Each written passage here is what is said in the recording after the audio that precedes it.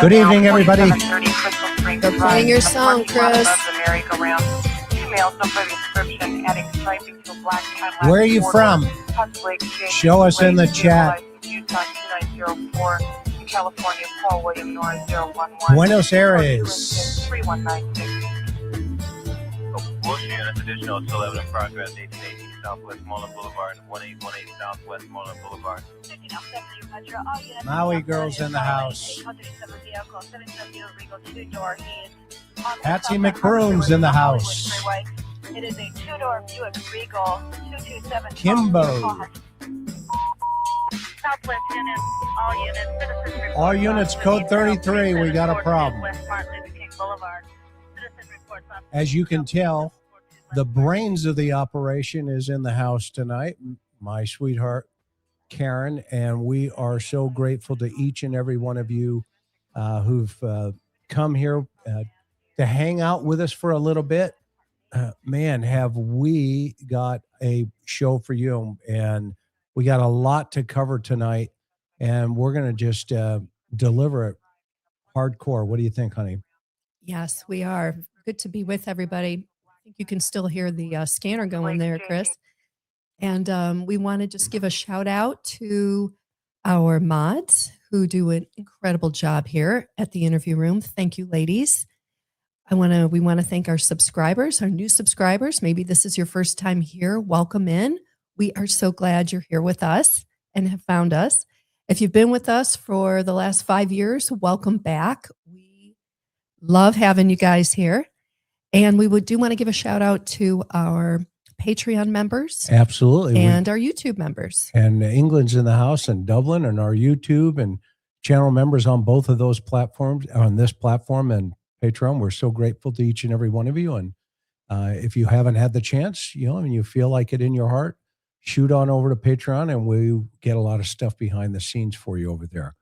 And if this is your first time here on the interview room, we only ask one thing, and that one thing is that you subscribe to our channel, you hit the like button so that the algorithm picks it up, okay, and that you have a good time in our chat, because I think we have the best mods on YouTube. We've talked about these gals. They've been with us from day one, about 5 years with a lot of our members here. So that's all we ask for here.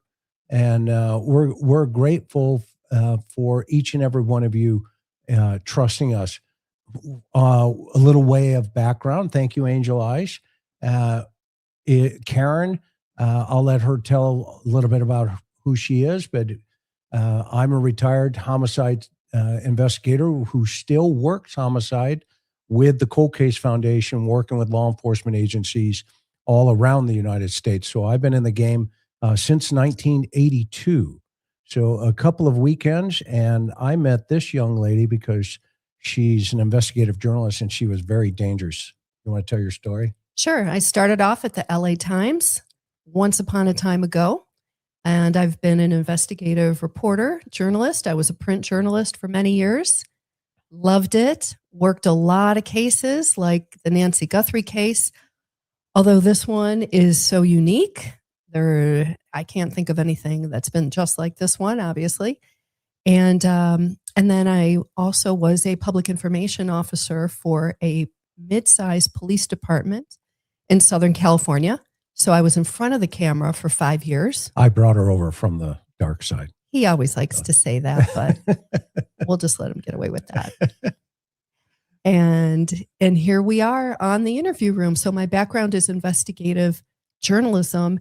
I love to dig in. I like to geek out on documents, records, reports, FOIA requests. That's kind of what I like to do. So many of you already know that. A lot of our stuff you can see behind the scenes stuff over on Patreon.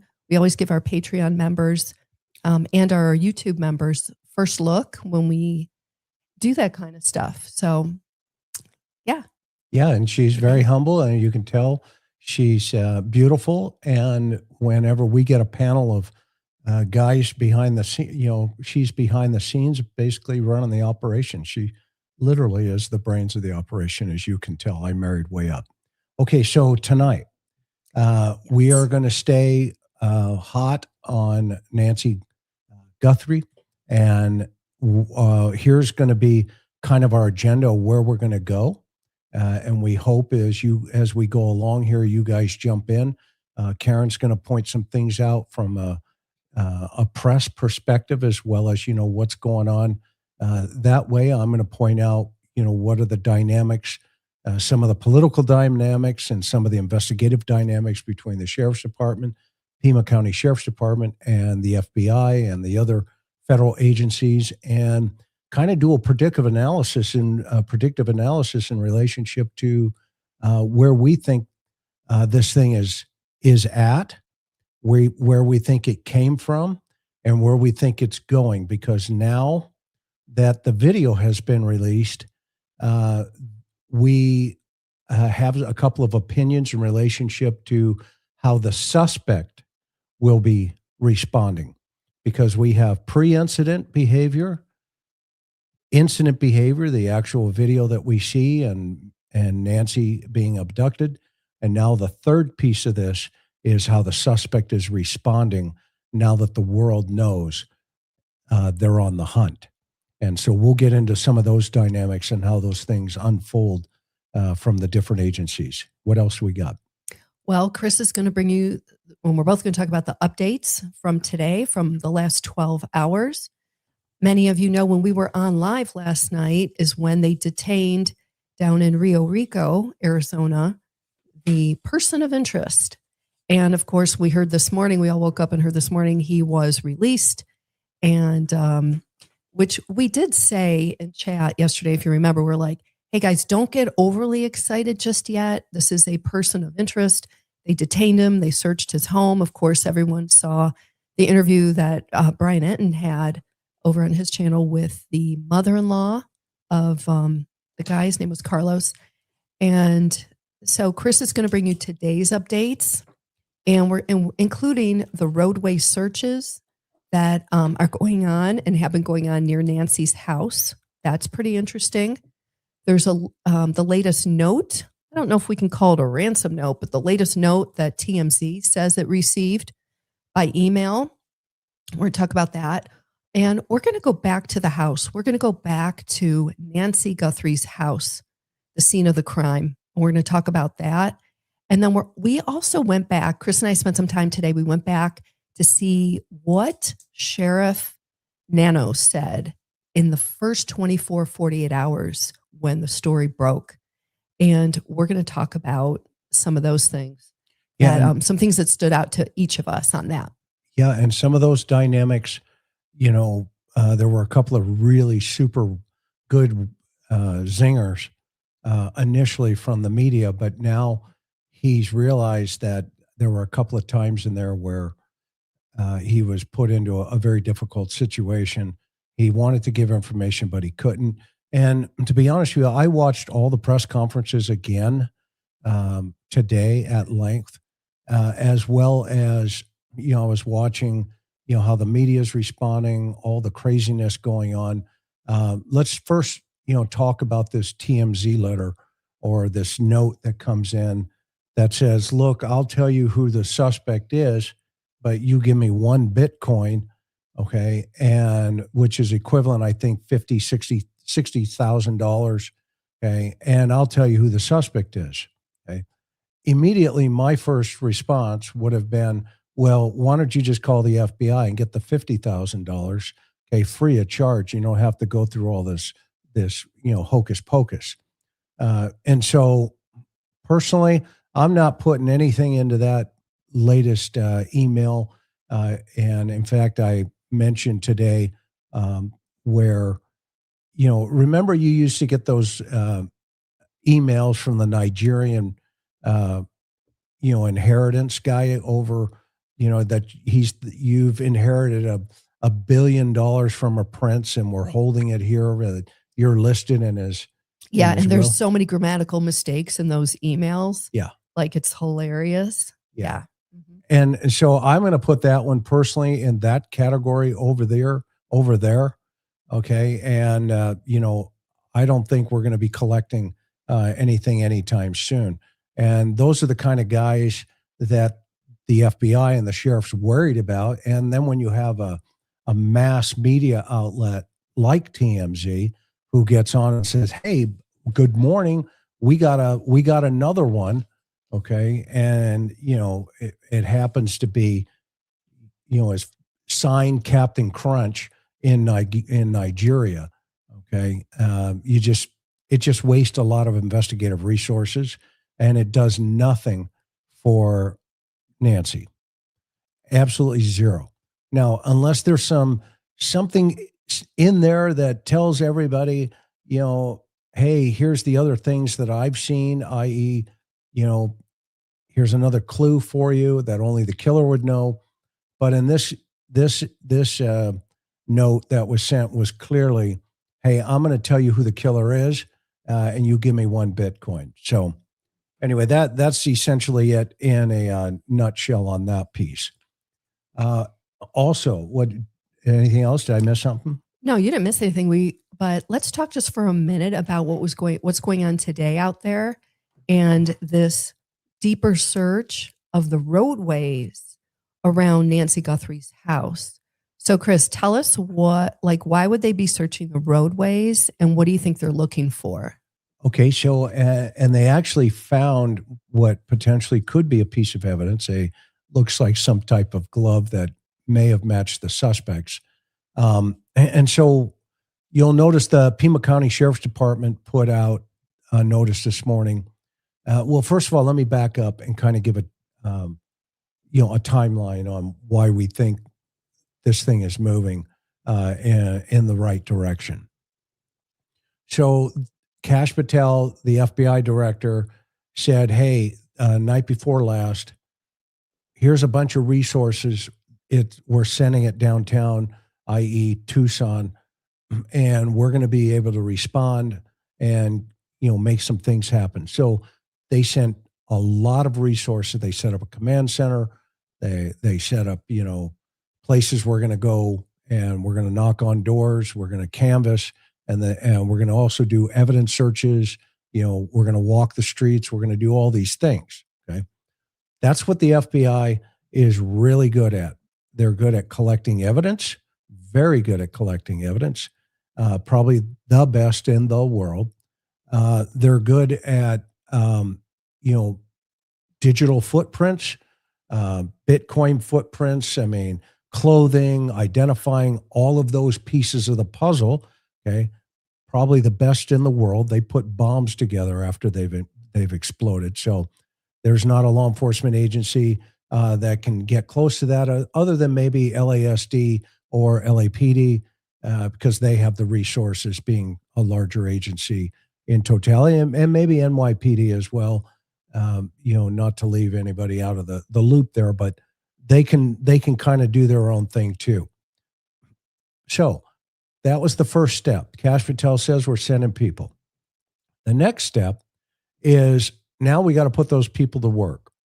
Okay. So remember that during one of the press conferences, Sheriff Nanos came out and he showed the picture on the screen about the app of where everybody, the search and rescuers, had searched. Do you remember that piece?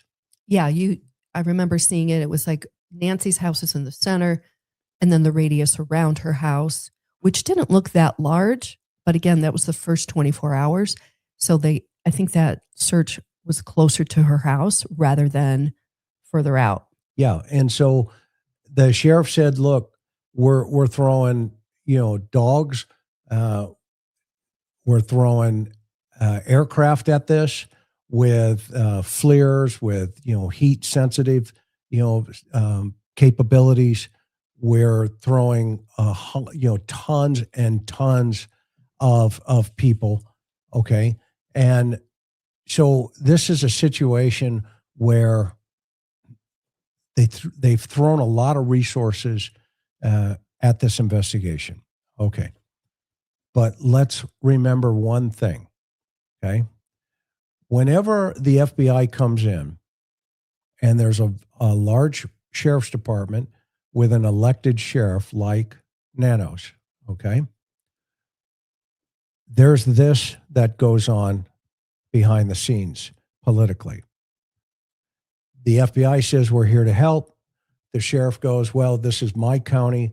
This is our investigation. I'm an elected official. I have the resources. Here's what I need you to do. And sometimes the feds can say, well, we can do more than that. Let us in.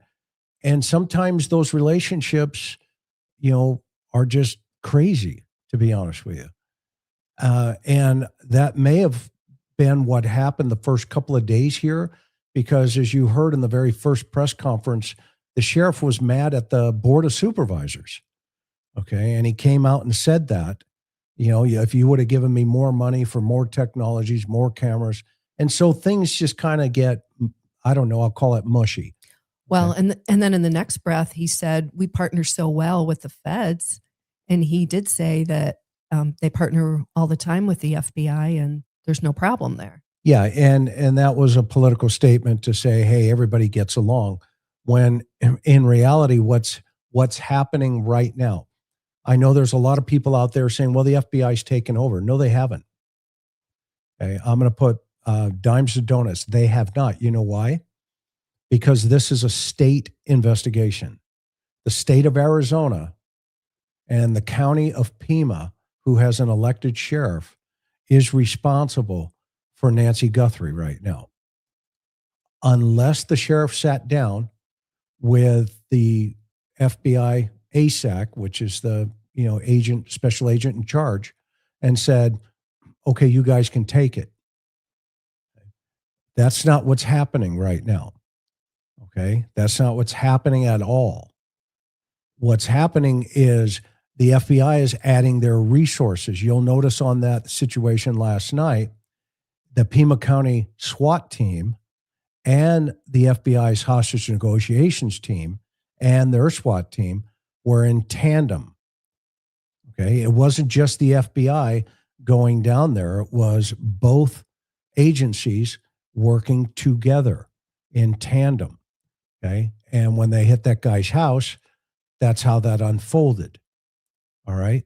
And so when we think about these dynamics like this, it's very important to be clear.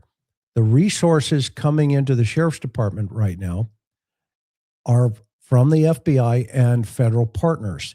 I won't be surprised if ATF gets involved, and I'll tell you why here in a second.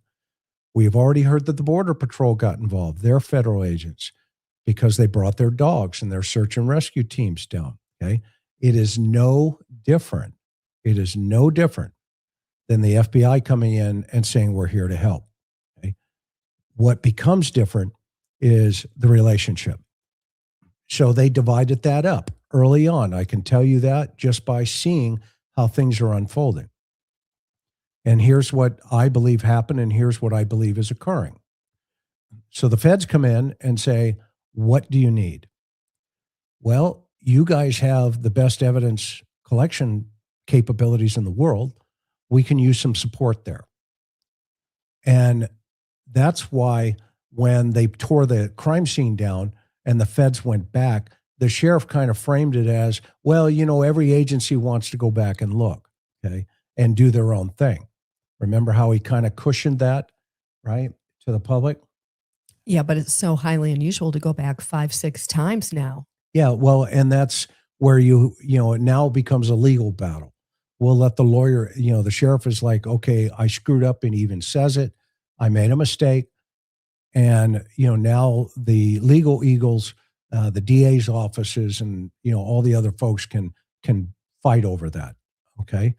But anything post that, we don't know if, and this has been a big question for me anyway. And I know for Karen, who had legal power of attorney in the Guthrie family over the estate of Nancy, because they would be the ones that would have to give consent to go back into those houses, to go back, do all the evidence searching, et cetera, et cetera, et cetera. As we've talked about with our panel, John and Dr. Picato and Bob and Mike, if you don't have, consent, then the best place to always go is get on the phone, get a judge, get a search warrant, and then go do your thing. Okay. So those are the two lanes going here. But the primary point of contact and the primary agency investigating the crime here, when I say the crime, I mean if this, and I'm hoping no, okay, but God forbid, if Miss Nancy, there's been a demise here, okay, and she's no longer with us, Pima County will take point guard on this because it happened at her house in Pima County.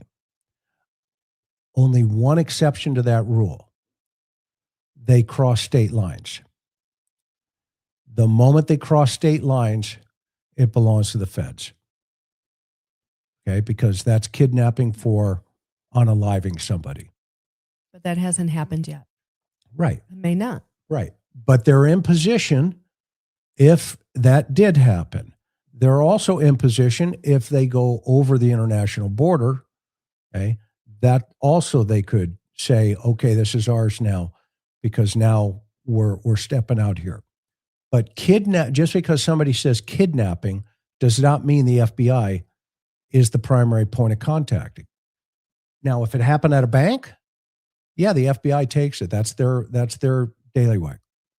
But it happened in a house in Pima County where there's an elected sheriff, and it's his responsibility to handle that. Okay? Can we go back to the surveillance video for a minute? Yeah, but I want to just answer the last piece, hon, Okay. on the so it looked like they were canvassing the neighborhood and they found this glove. Okay. And you'll see they got out, they collected it, and it looked similar based on what I saw on the news to the type of glove that the perpetrator potentially could be wearing here. Okay. All right. You want me to go into, let's go to well, before I go there, I'm going to play the video. Are you ready? Yeah, let's play it. Okay. Here we go. And you're going to tell us what it felt like, what you feel like from a woman's perspective. Yeah, it's sheer horror, terror. Okay, here we go. I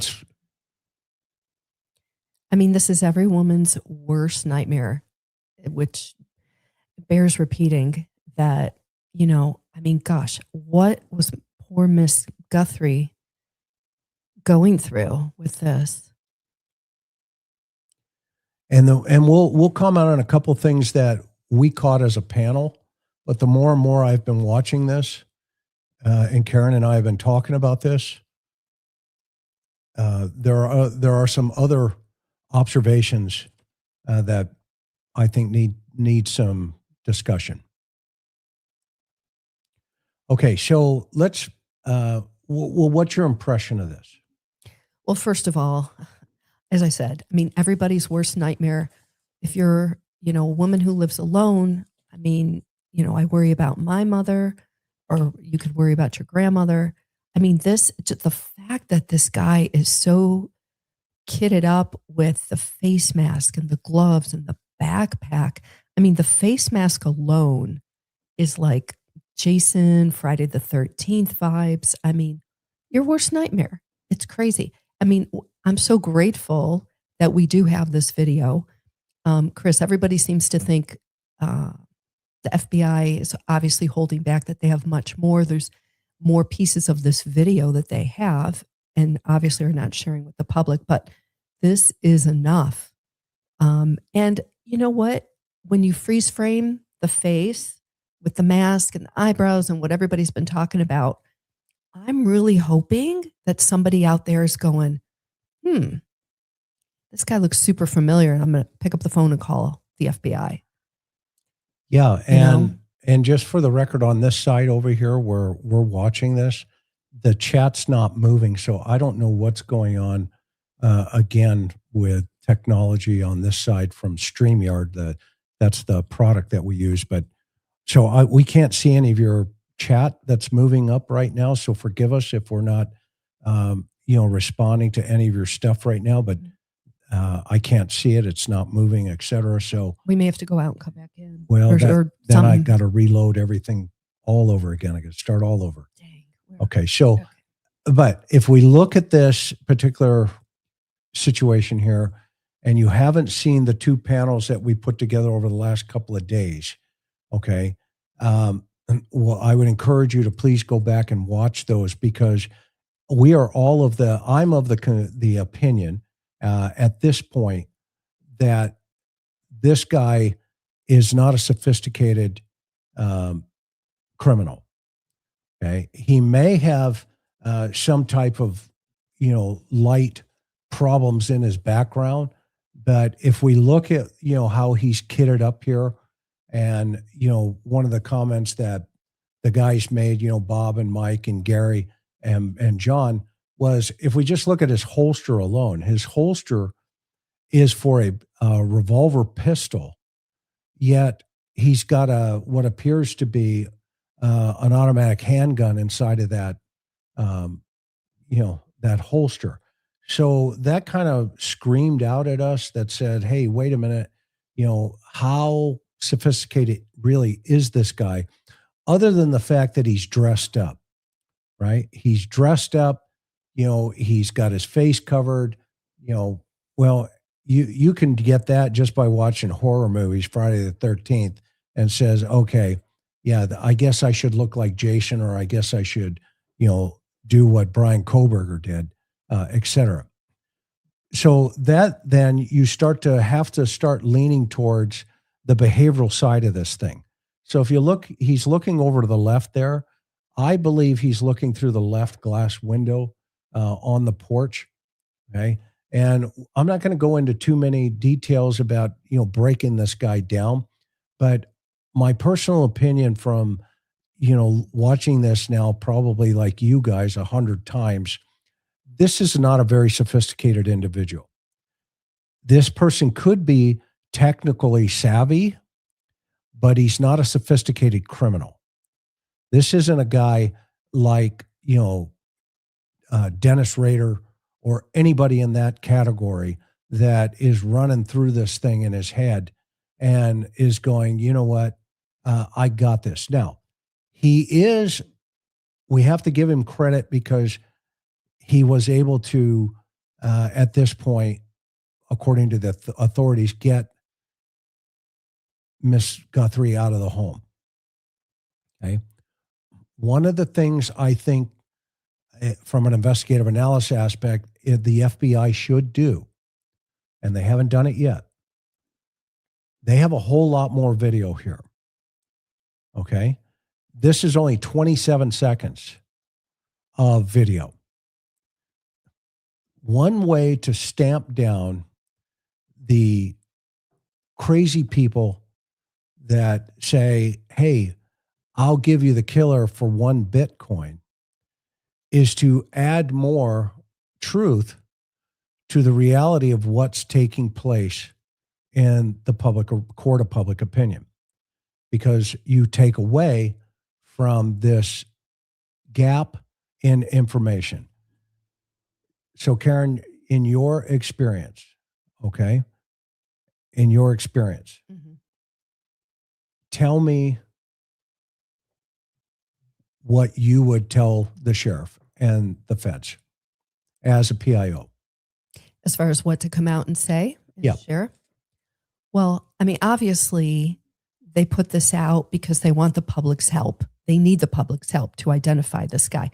But, I've heard different schools of thought. Some people say, no, they know who this guy is, or they're tracking him, or they're pretty sure, and they want people to identify him to basically help get more evidence for their case.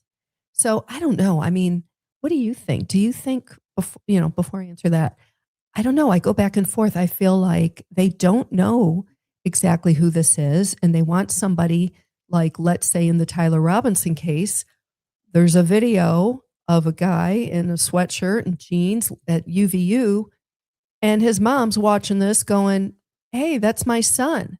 Picks up the phone, or, and whatever. They ended up turning him in. But I really think, which is highly unusual in these types of cases.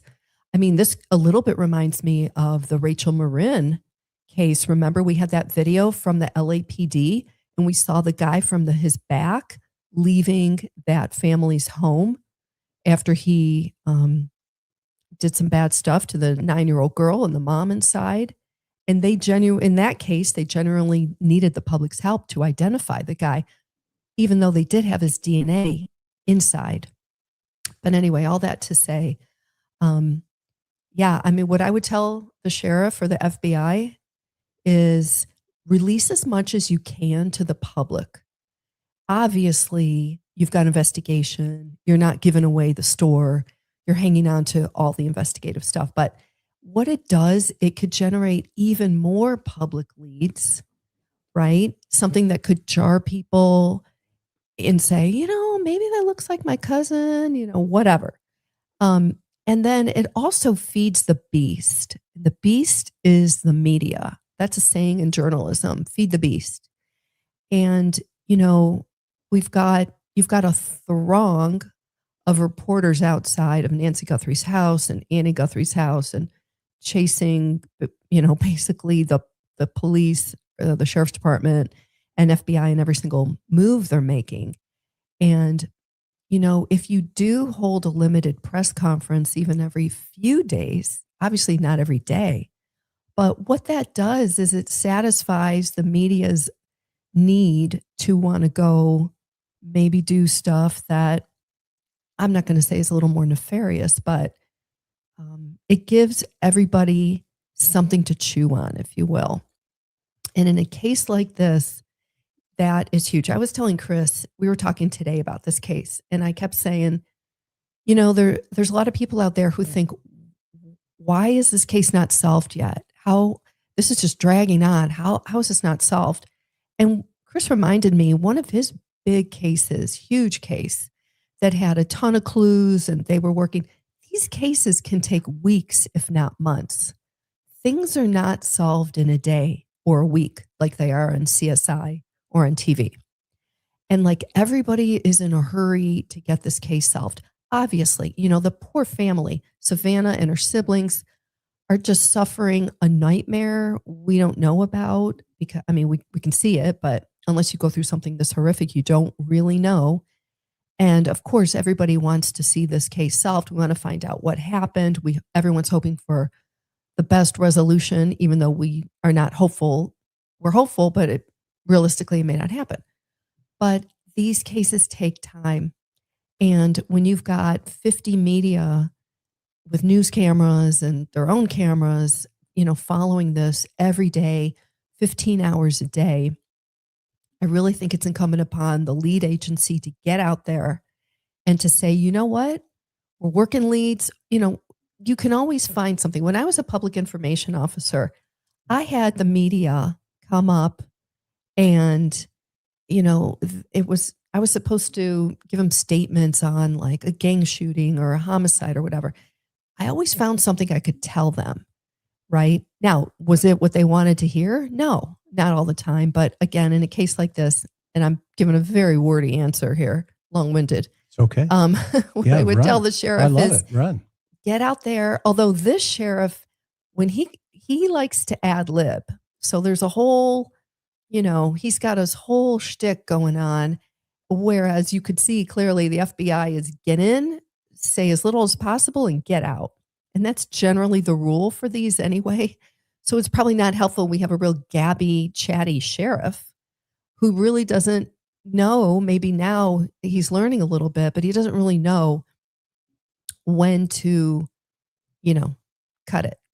And so the result right now is we're not getting any official information other than the FBI or the FBI director on his X account posting pictures and video. But, hey, that is releasing something to the media. Give them something every day. Tell us what you're doing. And it's just helpful. It's helpful for the public as well. Yeah. And you know what? This is an interesting comment. Thank you so much for bringing this up. So why I don't think it's the Mexican cartel personally. Okay. They're a business organization. Okay. They're not in the business of saying, okay, who do we have in the country that's high profile, like, Miss Guthrie and her daughter. Okay, well, she has a mom. Okay, so let's do this. Let's get somebody to go over to her house, snatch her mother, 84 years old, out of her bed, 2:00, whatever it is in the morning. Got to look back at the timeline. And let's just hold her for ransom. Okay. Now they have a medical maintenance problem, for lack of a better terminology. They at any time, if the mother passed away, now they have raised their risk level of capture, because as you can see, you have all the politicians, you have all the FBI, you have every law enforcement resource that can come to the table and say, find this person. That is not the type of pressure cartels want. And having worked at the border my whole career, i.e. 32 miles from San Ysidro and Tijuana, okay, I can tell you we've dealt with that way back in the day. I was involved in law enforcement when there was a DEA agent by the name of Kiki Camarino that was killed, okay, and all kinds of other crazy stuff. So I'm going to take that one completely off the list for me. And I hope you would consider that concept as well, because then that takes away from the brain trust that we all need to critically think through this to help, maybe even add just a little piece to this to assist in trying to find Nancy.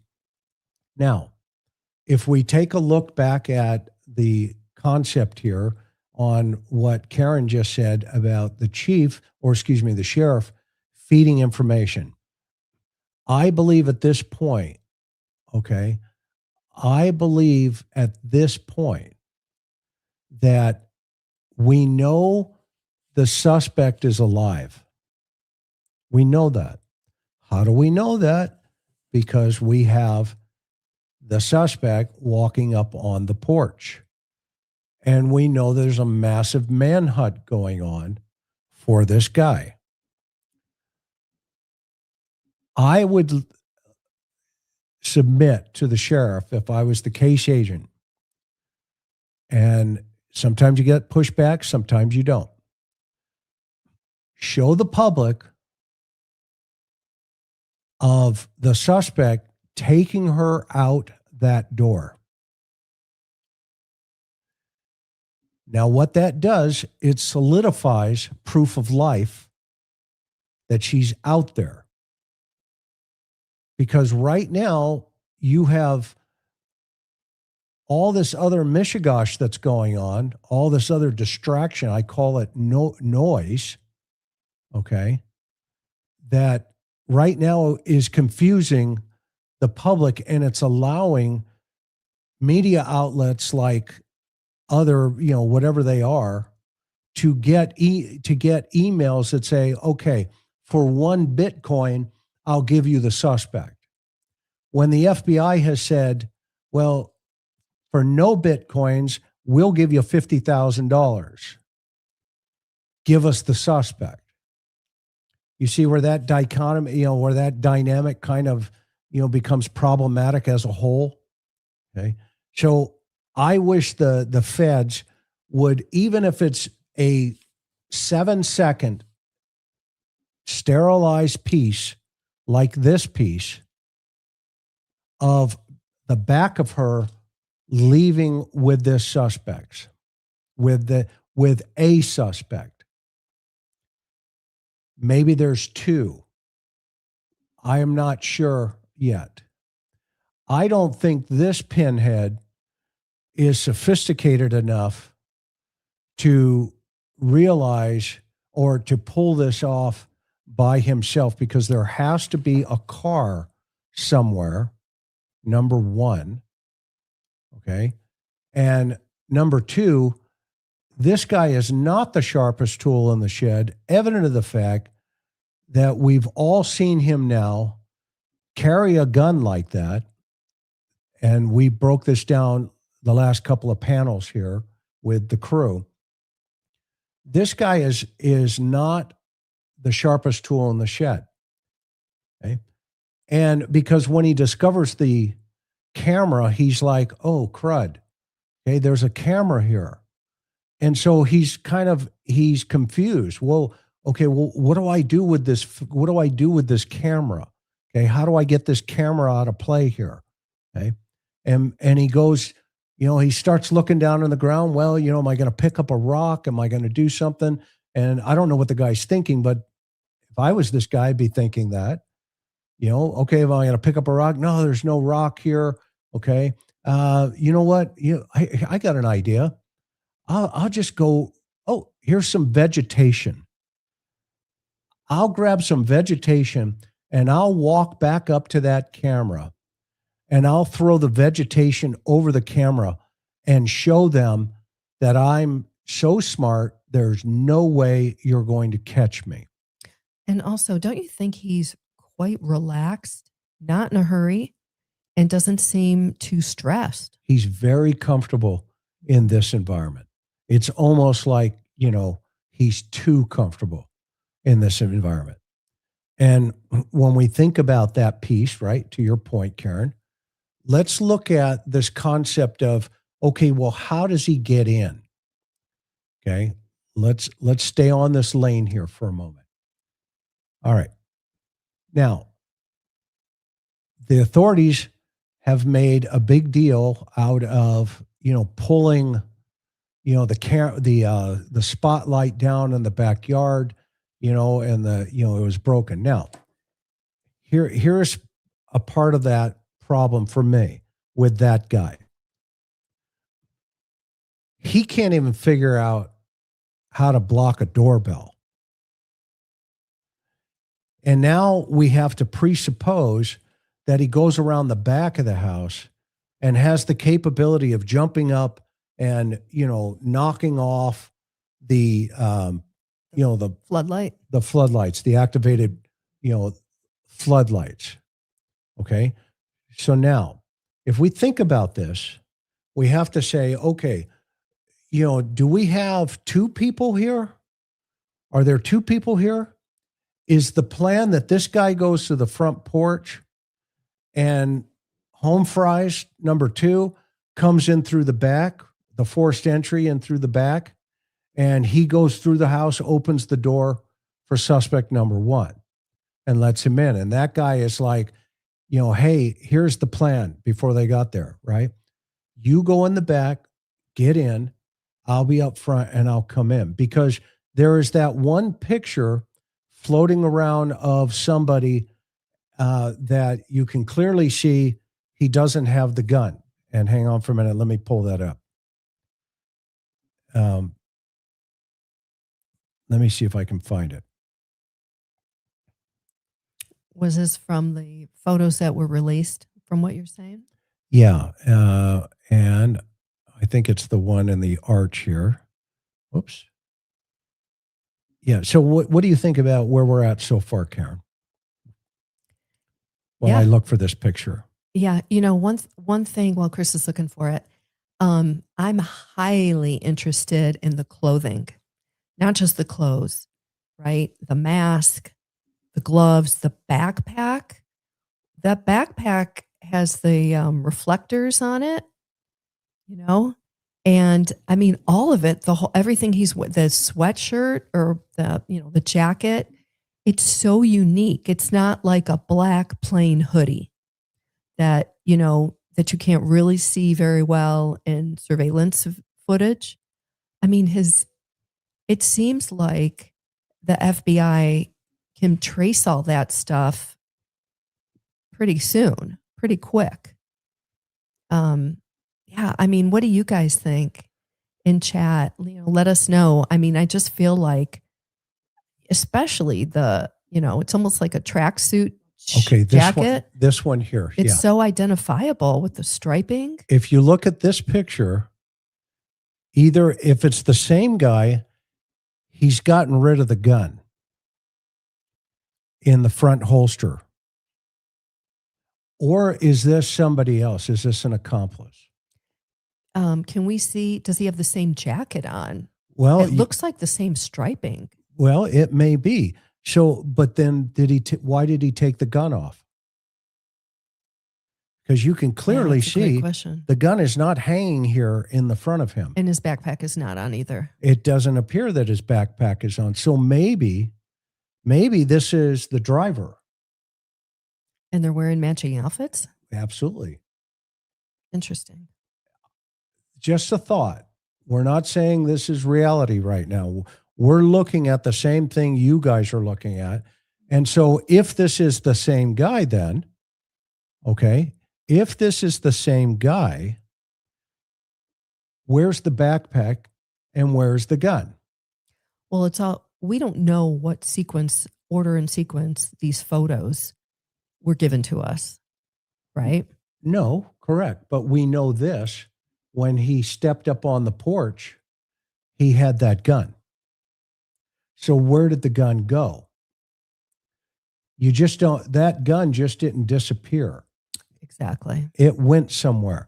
So maybe this is a post photograph, meaning after he has taken Nancy out of the house and he's going back for the doorbell. That means he left the gun. That means he probably used the gun. And that means if Miss Guthrie is not bound or some sort of being restrained, this guy has just walked away from her. And again, now we talk about what I've been saying the last couple of days, the risk level of the suspect. How much risk is the suspect willing to take, okay, to pull this crime off? Now, here's a morbid thought. What if she's been hurt already and she's been put someplace and now he's coming back for that doorbell? The one thing the FBI said when they released this information is they don't have the timestamps on this information that they had to go to Google and pull out of a server. So they haven't released them yet, but they did say, and I heard them succinctly say, we don't have the timestamps on that just yet. So now we have to think through this and think about, okay, why is the suspect leaving the gun, the most important piece of intimidation, use of force, safety for the suspect, not for the victims, never. But why is he willing to turn around potentially and go back to the house without that weapon? That shows a level of comfort in the suspect's part. And that shows a knowledge of the area. It shows a comfort level of the area. and it shows a familiarity potentially of coming back and forth into that arena, i.e. the house or the area of the house. Okay. Thoughts? My mind is just, I got so many things going. I want to know, and we're not privy to it. What is the crime scene situation inside the house? How much blood was inside the house? Were there other fluids that they were able to get and DNA test and that just came back, that they put through CODIS and just came back with nothing, kind of like in Kohlberger's situation, somebody who had not been previously in CODIS. I mean, obviously they're not going to tell us anything about the crime scene inside the house, but that's a great idea. That's a great offender. I didn't prepare that, but I will do that, or somebody can do that, right? Maybe on another YouTube channel, somebody can do it. But that is a great comment. Thank you, Fender. And I apologize to you guys that I didn't do that. I didn't think of that. And that's a great idea. But okay, so now taking this concept of two, let's just play two here for a moment. Okay. If you have two, you can now control Miss Nancy. Okay. If you have two, you can now come up with a more diabolical problem here, i.e. you got a getaway driver, and you also have somebody who can contain her while the other person goes back and does what they need to do, i.e., knock the cameras down, take the lights out in the back, okay, create a forced entry situation, hypothetically. I can't really wrap my mind around that the blood was necessarily staged. I think she was injured someplace inside the house, because the sheriff in one of his press conferences, and I took some notes today, made it very clear. He goes, he says, let's see here. We've thrown all of the resources at this, and right now we're not ruling out. This is day one, the night of the first press conference when everybody was out there looking for her.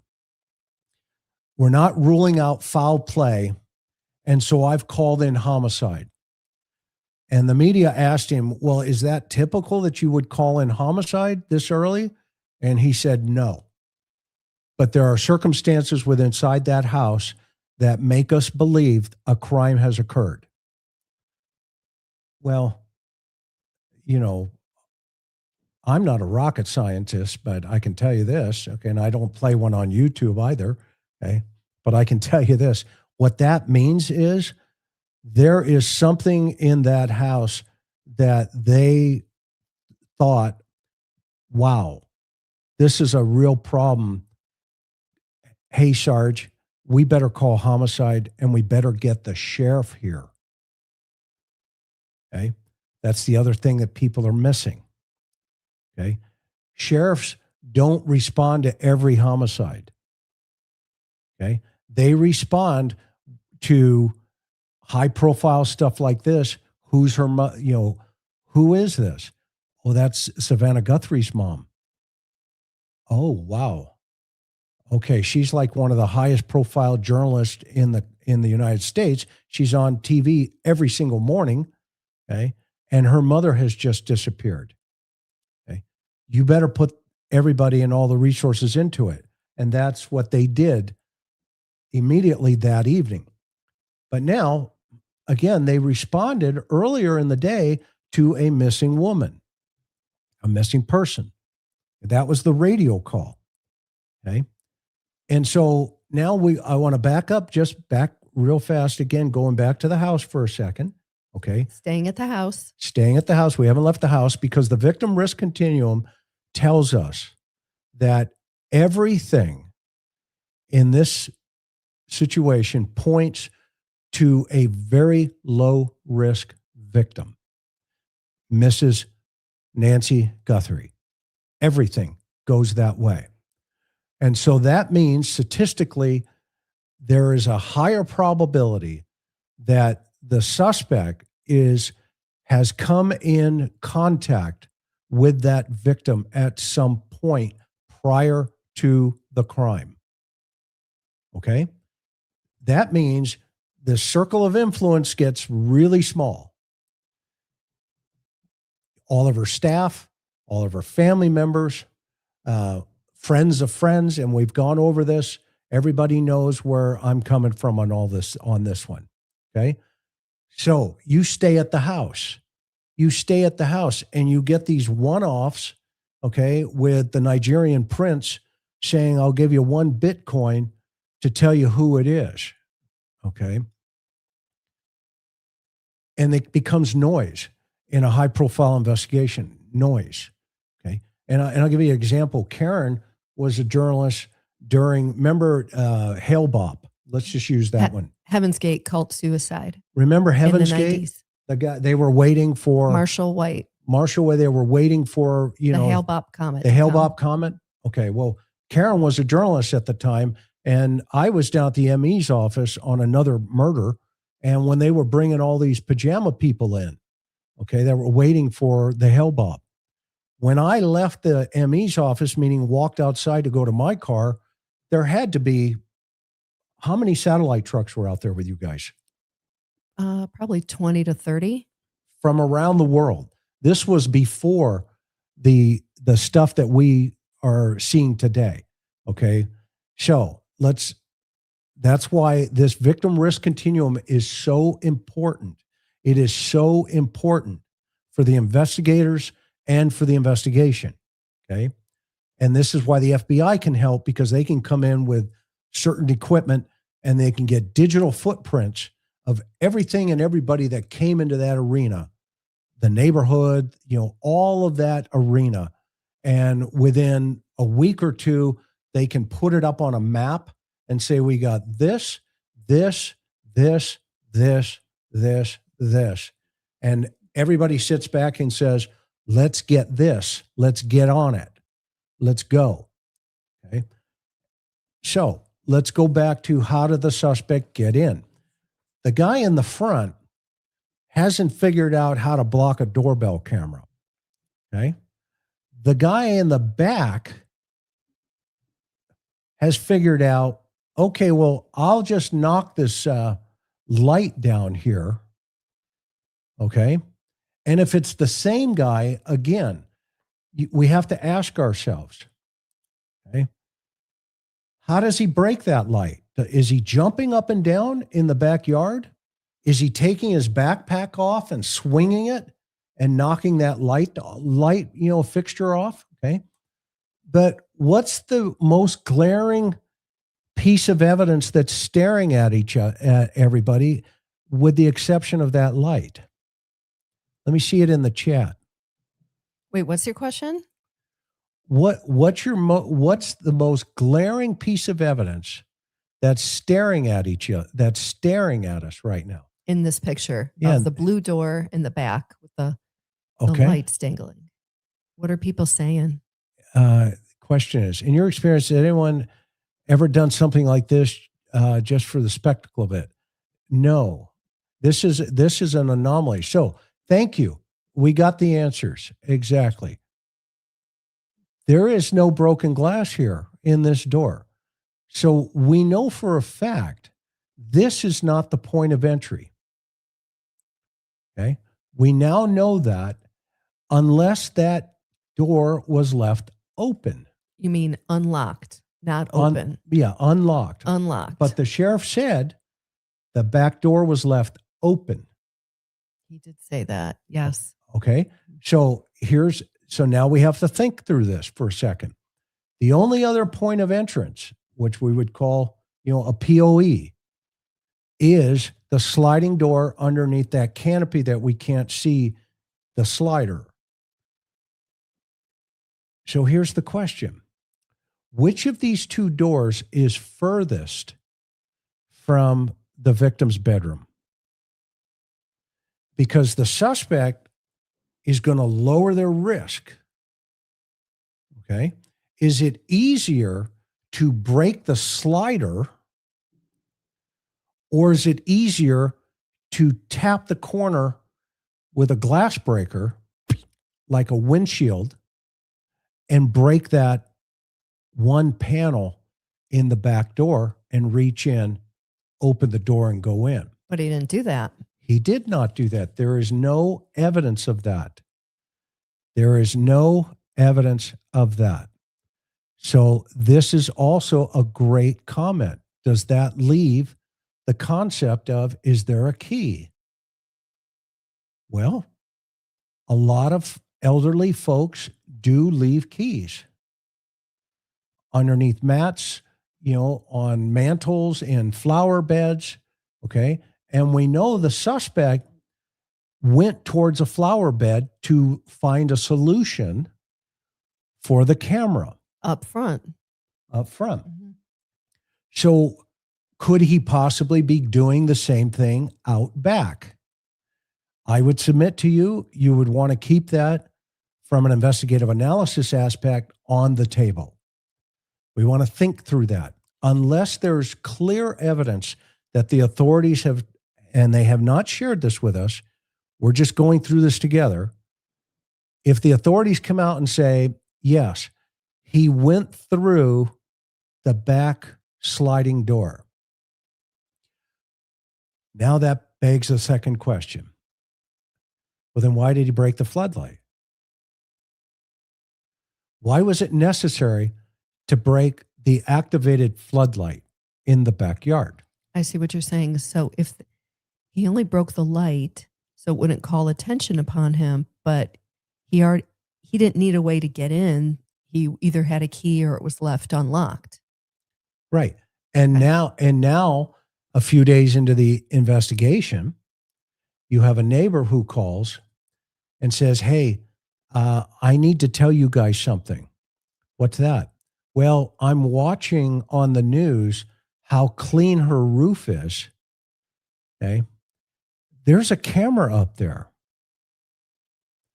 and it's on solar. So here's the thought process. Did the suspect know that?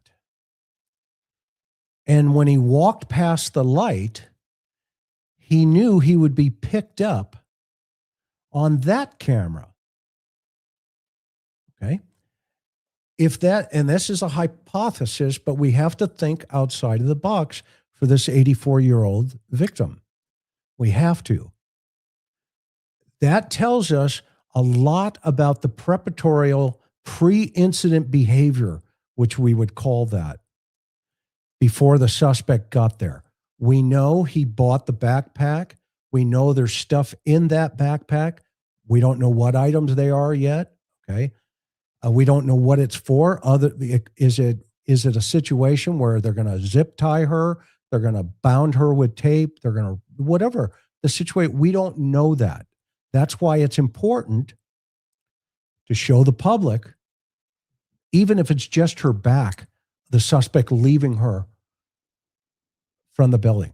It's equal to the suspect coming out of the room or out of the house in the Marin homicide and the gal in LA, the little girl who was attacked in her house, where they showed the suspect leaving and the brother pushing him out of the house. This is as important for the public to understand, so that everybody wraps their mind around this idea that says, oh my gosh, she's alive out there. But how does carrying her out of the house, you wouldn't know if she's conscious or unconscious, probably.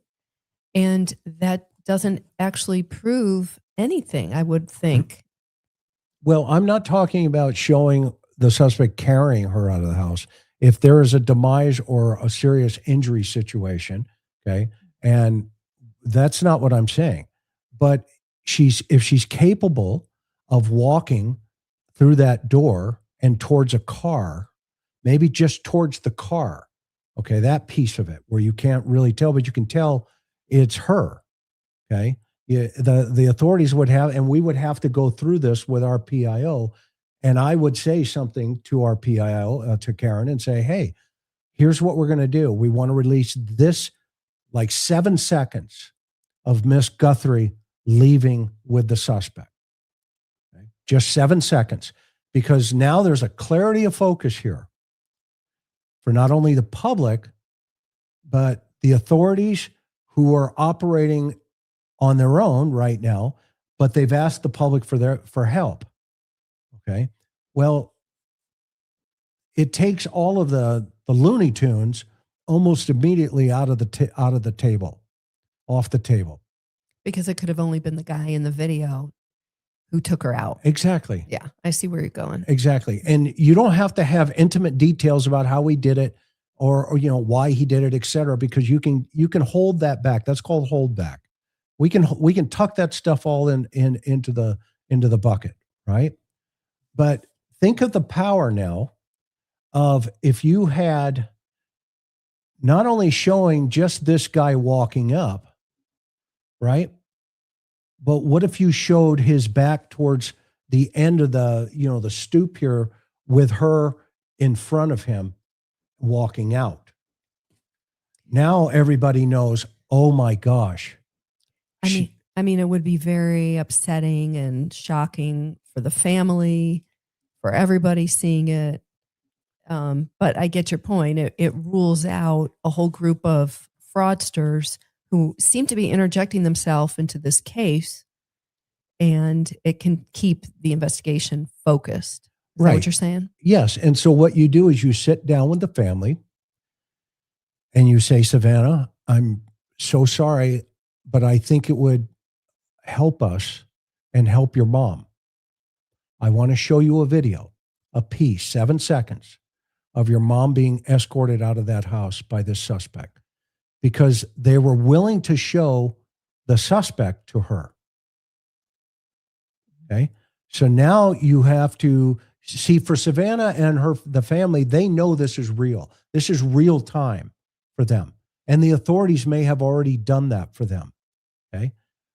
But now the public, if they need to know how serious and real time this is, other than dealing with these fruitcakes who are sending letters to, hey, give me 1 Bitcoin.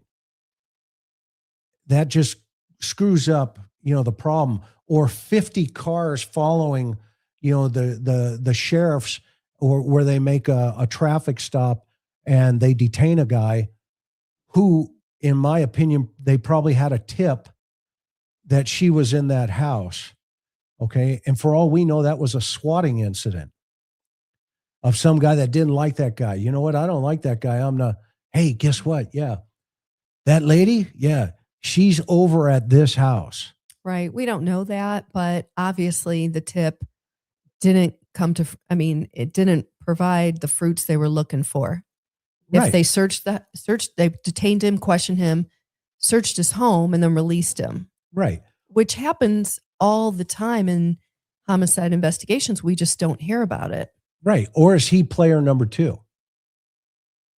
If there's 2 people. Well, why would they let him go if he's connected to the case? Because they took all their cell phones, all their data. Remember the first thing the mother said to Brian Enton in the interview? When he says, well, you got to pay, she goes, well, they took all of our devices. Okay. Those things are gone.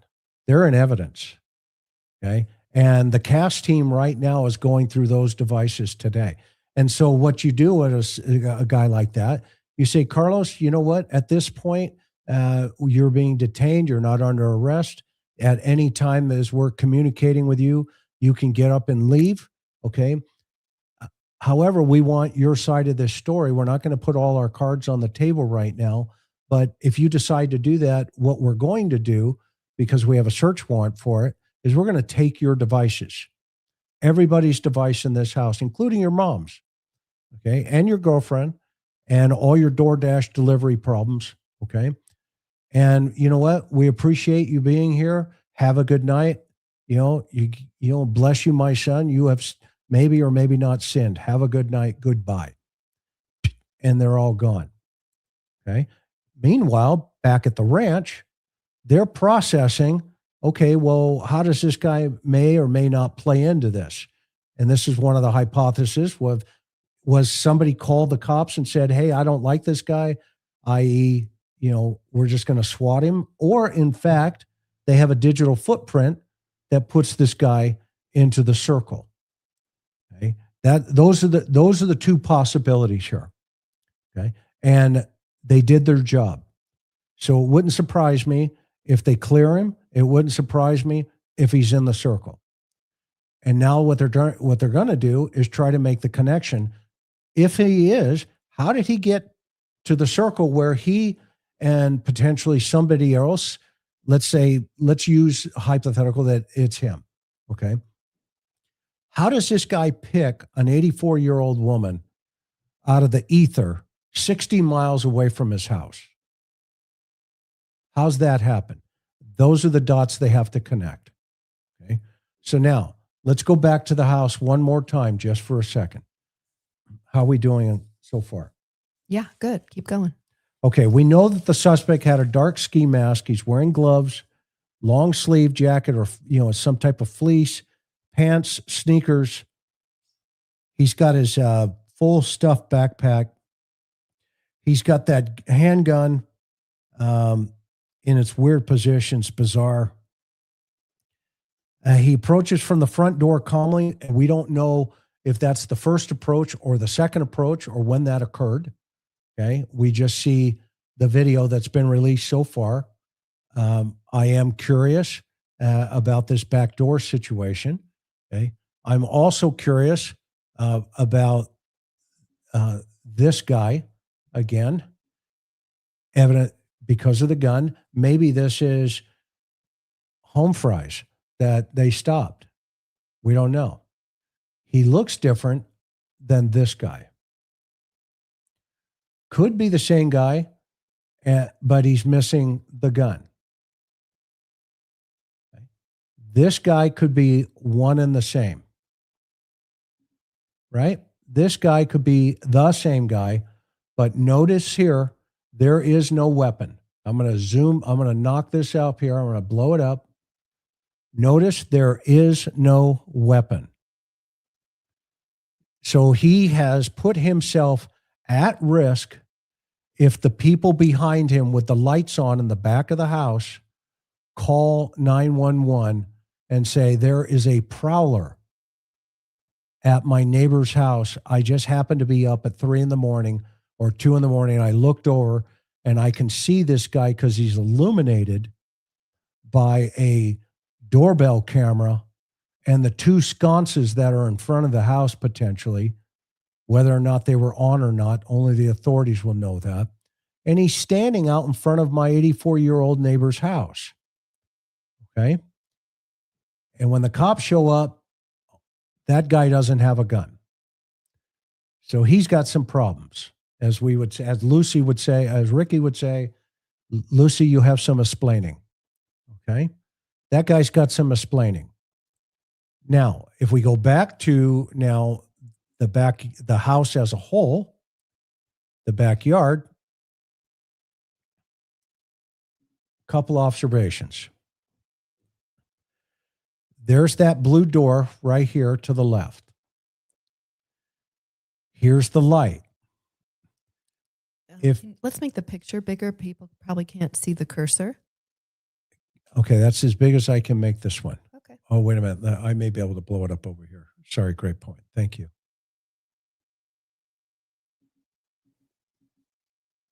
Okay, can everybody see that? This thing still isn't rolling up fast enough.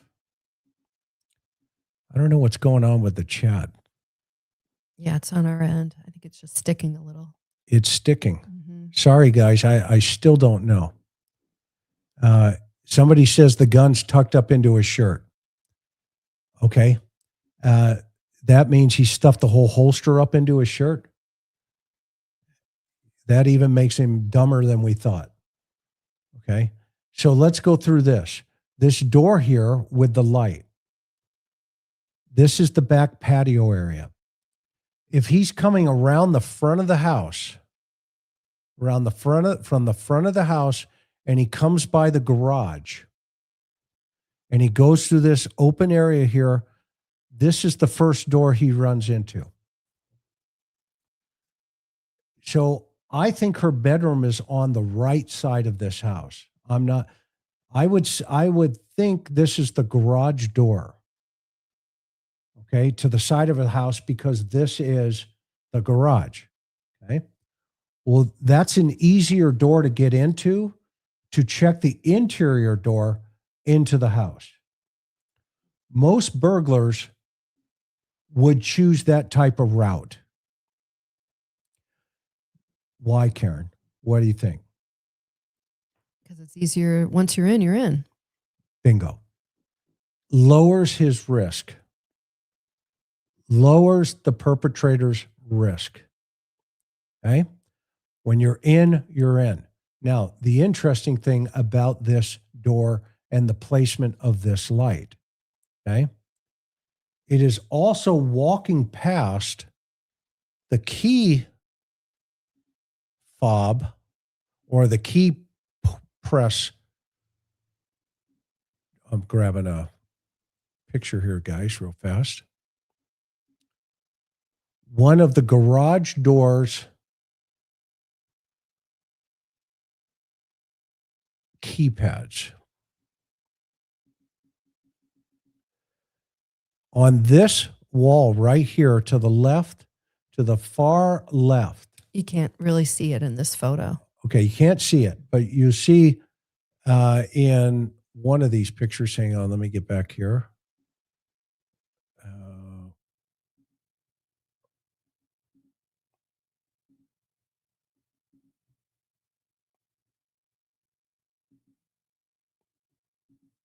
Well, I didn't update up. Anyway, there's a video of the evidence techs looking at this key pad. That's how they got the times the garage door was open. They downloaded the data from that keypad. Okay. And that's how they knew at 9:48, the garage door activated. At 9:50, the garage door activated again. Now there's a presupposition that says, oh, well, somebody opened the garage door. And within 2 minutes, the garage door closed. This is where the story I'm going to submit to you guys tonight is going to get really interesting. And if it's your first time here, I would ask you please to hit the like button and the algorithm. Okay? So, first press conference. Sheriff, what does he tell us, Karen? He said, and these are quotes from that first presser. He says, quote, "We saw some things at the home that were concerning to us. We believe now, after we process the crime scene, that we have a crime." Then he goes on and he asks for the community's help. He says, quote, "We need to depend." I thought this was interesting. He said, "We need to depend on technology, our license plate readers, cameras in the community. When we download all that data that we have from the home, from different pieces of technology we've gotten." He's pretty specific. I mean, without being super specific, you know. This is going to get good, guys. Put your seatbelts on for a minute. All right. And then he goes on to say, Nancy needs her daily medication. And remember, guys, this is the presser where the homicide sergeant was in the back. And then Sheriff Nanos calls him up and he says that, all the family has been very cooperative with us. This was back to the sheriff. That's what Nanos said. He said, quote, "We're going to canvass that neighborhood. Maybe there was a prowler seen around. We don't have any indication the public is in danger." And he was responding to a question from the media that said, you know, is this a targeted attack? Do you think? Is the public in danger? And so he said, we don't have any indication the public is in danger. I think we've heard that before from a law enforcement at a presser. He says, quote, "We don't see this as much as a search mission as we do a crime scene." And then that's where they showed the map that we talked about earlier of the neighborhood that was searched. It's not the wider area map. It's like Nancy's house is in the center. And then you could see they searched kind of a small perimeter around her house. Again, this is back on day one. And should we get into the timeline or do you want to wait? Not yet. Yeah. Okay. So we've learned a couple things here on day one. Okay. Now, and mods, can I ask you a favor, please? Can you check the chat speed? This thing is not even moving on our end here, so I can't see what anybody's thinking or is even, talking or communicating at this end. It's like totally locked up here. So I don't know what's going on with that, and I apologize, folks, because I can't see your comments, and it may be a glitch with my side over here with what's going on, but I can't see anything. Okay, so getting back to the scenario here. Okay, that's the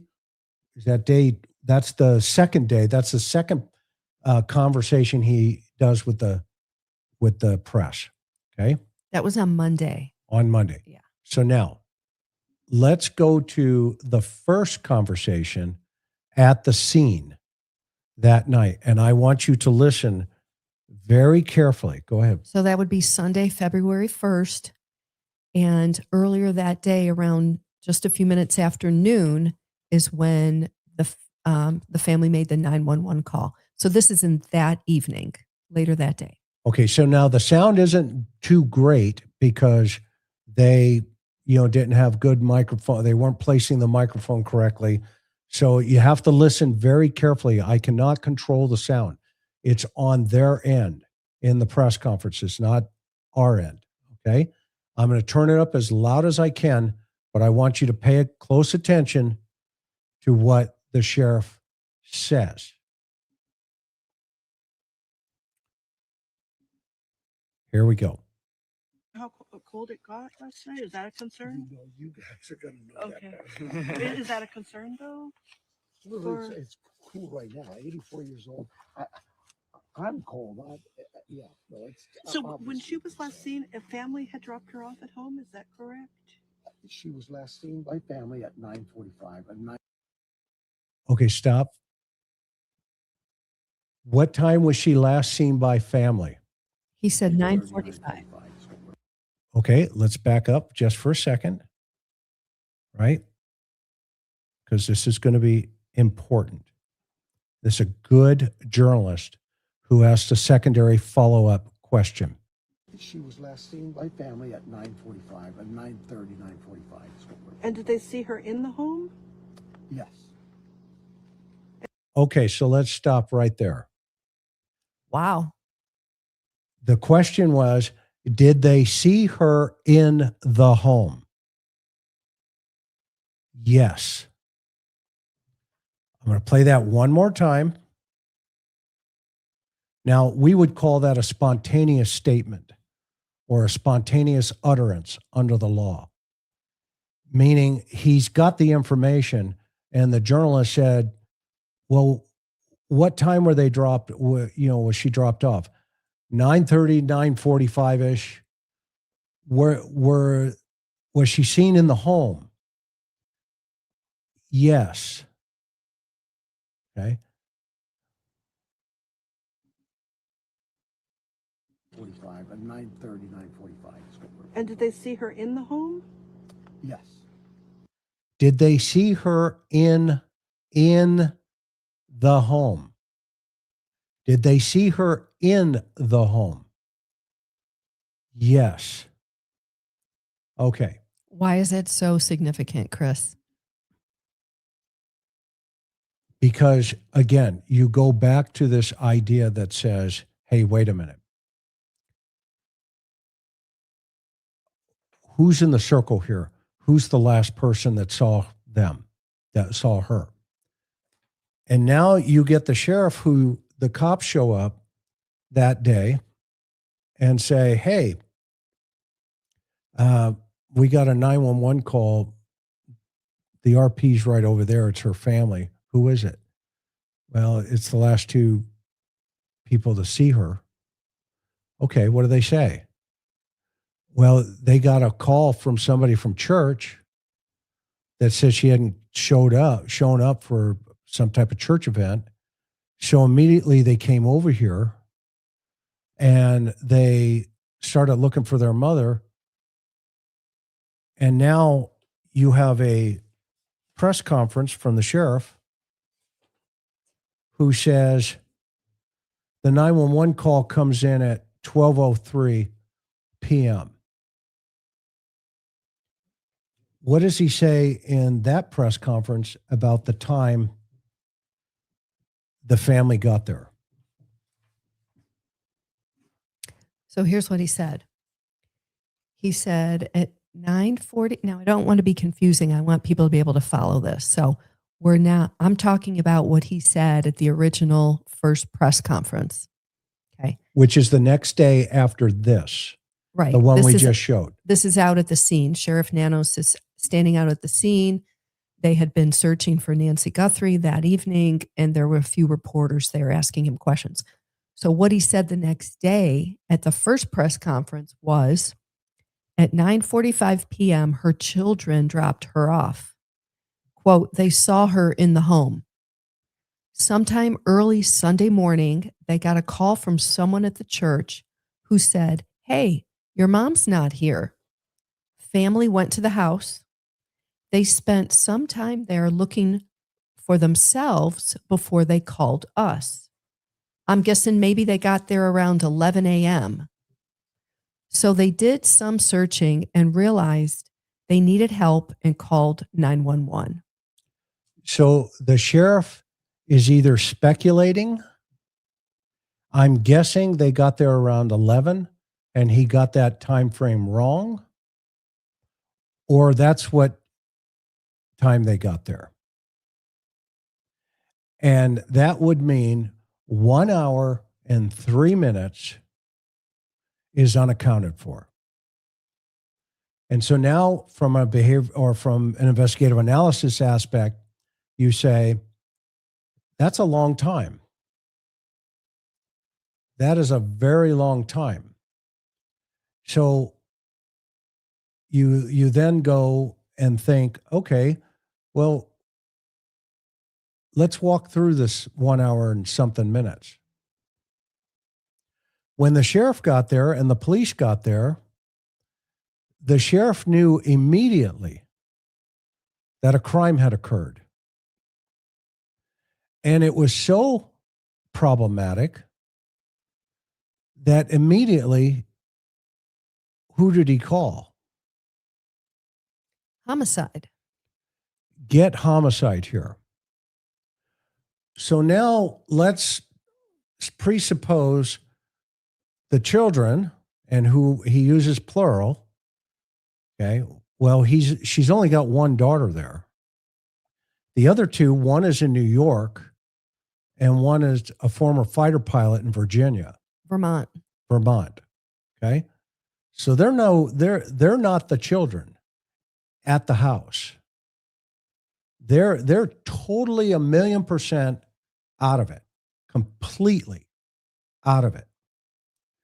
So I don't know who the plural means, the children. Okay. I guess we can assume it's the daughter and her significant other. I don't know that. All I know is what the sheriff said, that the family went over searching for their mother around 11. Okay. And then they did some searching and realized they needed some help and they called 911. So here's the challenge, right? Hey, wait a minute.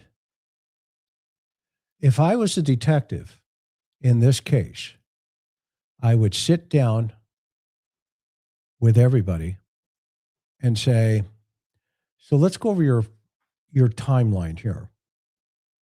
And by the way, can I download your phone? Oh yeah, absolutely. Here you go. Okay. Click. You fed. Okay. Can I borrow your phone for a minute?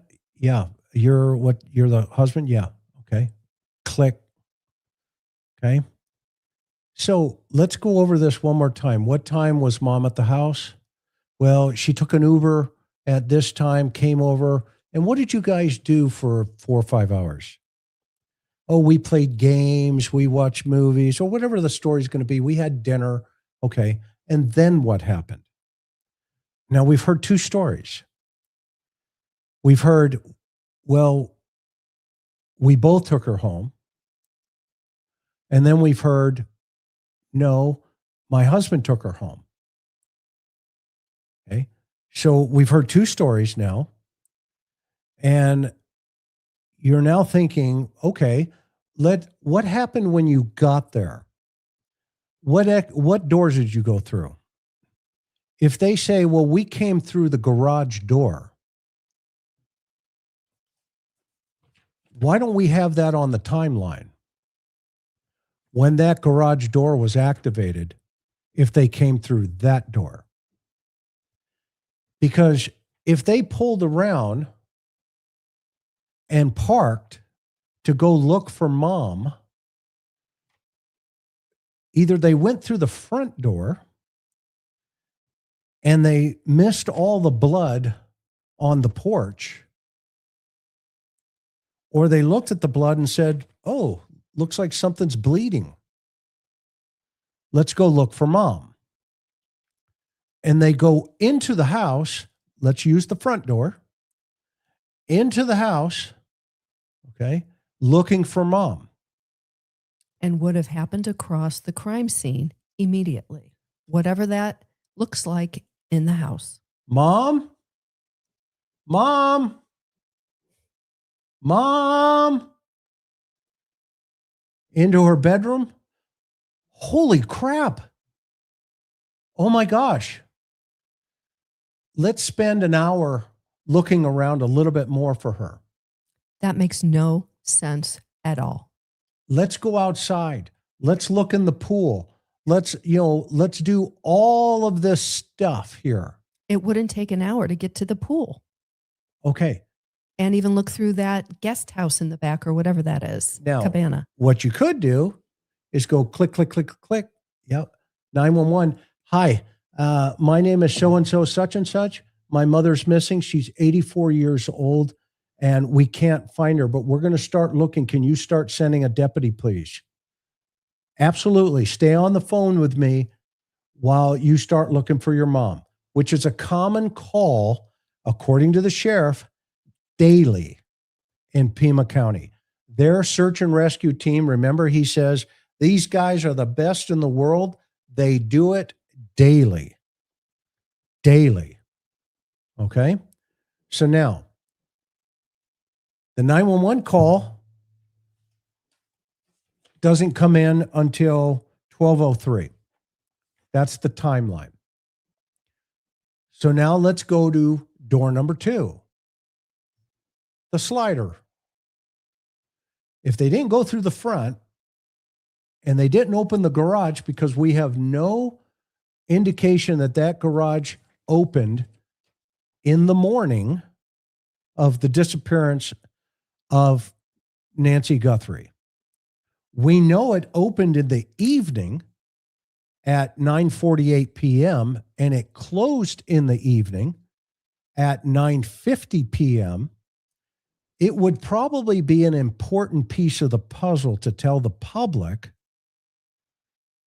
the family showed up and they hit their garage clicker, or they went to the keypad at 11:54 and the garage remained open until 11:59. And at 12:03, a 911 call came in. So why do you think that piece is so critical? I'm not asking why the sheriff left it off his timeline. He left off several things. Why is that piece so critical?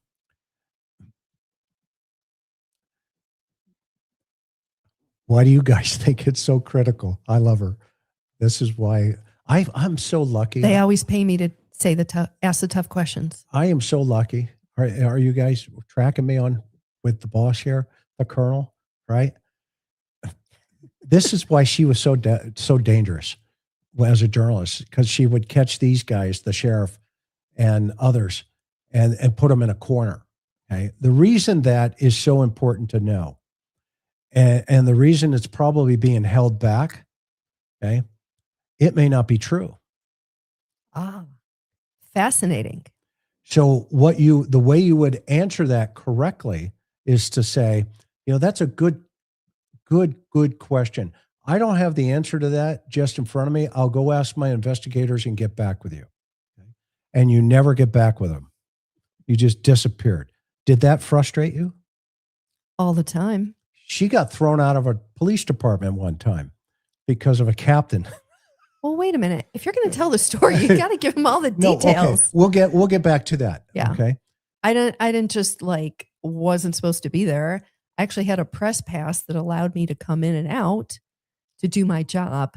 And there was a officer involved shooting going on at the time. The crime scene you could not avail the crime scene. I went back to the police station that day to do my job and interview people.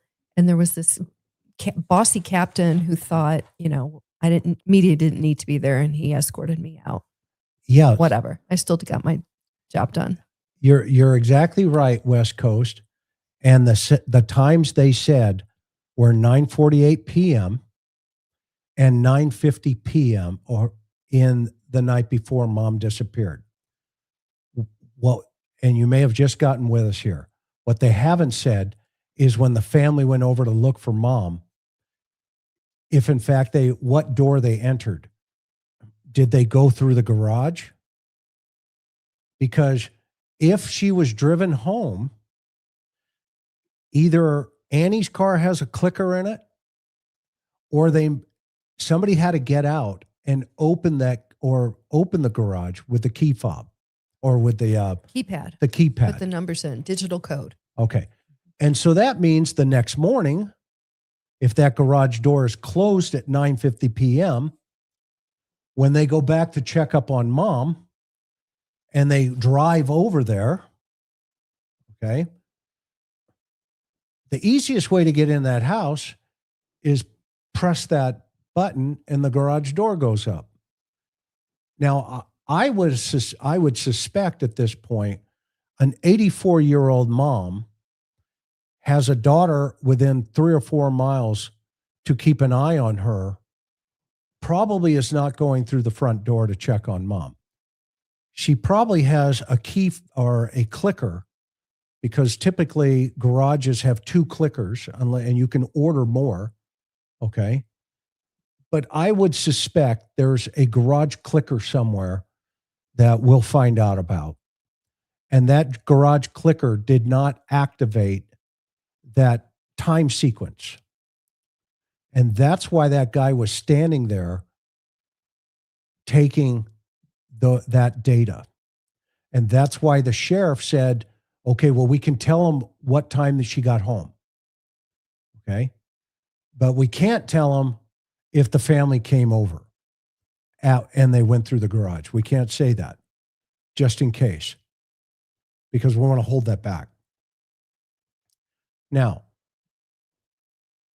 let's go through the second door. Let's say they went through the slider. Well, guess what? It's wide open. Put the picture of the house back up. Let's see. Let's take a look at that slider. You can't see it. That slider, but it's off that patio area. You can't see it. Okay. That slider is underneath this patio. You can't see the slider from this vantage point. But now we have to ask ourselves, here's the garage. Okay. I'm going to put another picture up.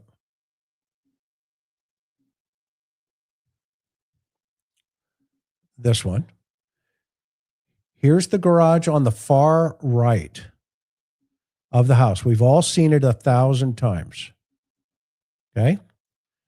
That's the right where this silver truck is to the far right. You just go right around there and you turn in, you're into the garage. Okay. So if the family pulls up and they go through the front door, the challenge that they have is all the blood on the porch. If they go through the front door and into the house and they start looking for mom, and then they run across a crime scene, according to the sheriff, in the house, then you have to ask yourself, okay, what an investigator would do is say, okay, when you got in, then what did you do? Open-ended. Well, I went this way and my husband went this way and we searched the entire house. We didn't find her and we started to panic. Then what happened? Well, yeah, we ran outside. We looked in the backyard, in the pool. We checked the guest house. Okay. And then we came through the slider. All right. Were any of the doors open? Yes, the back door was open. Did you find that suspicious? We don't know what that answer is. Does your mother ever go out that back slider and leave it open? No. Okay. And how long were you searching? 10 minutes? Okay, but I noticed you called at 12:03 911. What did you do for, let's say, 50 minutes? What happened? Now, because what that does, all the red flags start going up for an investigation. And behind the scenes, they go, you guys buying this bridge? How much is it? 50 minutes worth. I don't know. I think we've got to keep going here on some of this. Okay. Excuse me. Would you give us consent to search your house? Are you talking about the daughter? The daughter. Annie? Consent to search Annie's house. Yeah. Mhm. Yes. Yeah, absolutely. My mom's missing. Okay. And absolutely, whatever you guys need. Okay. Appreciate that. Okay. Now, here's what happened. Something happened that they towed her car. They went over there. They towed the daughter's vehicle. But It's been reported. isn't that just so they can do it indoors and not be rushed or under the microscope of media cameras, and it's temperature controlled? There's no bugs, no weather. And if they have a large facility, it would seem to make sense to bring it inside and have the search done there. Right.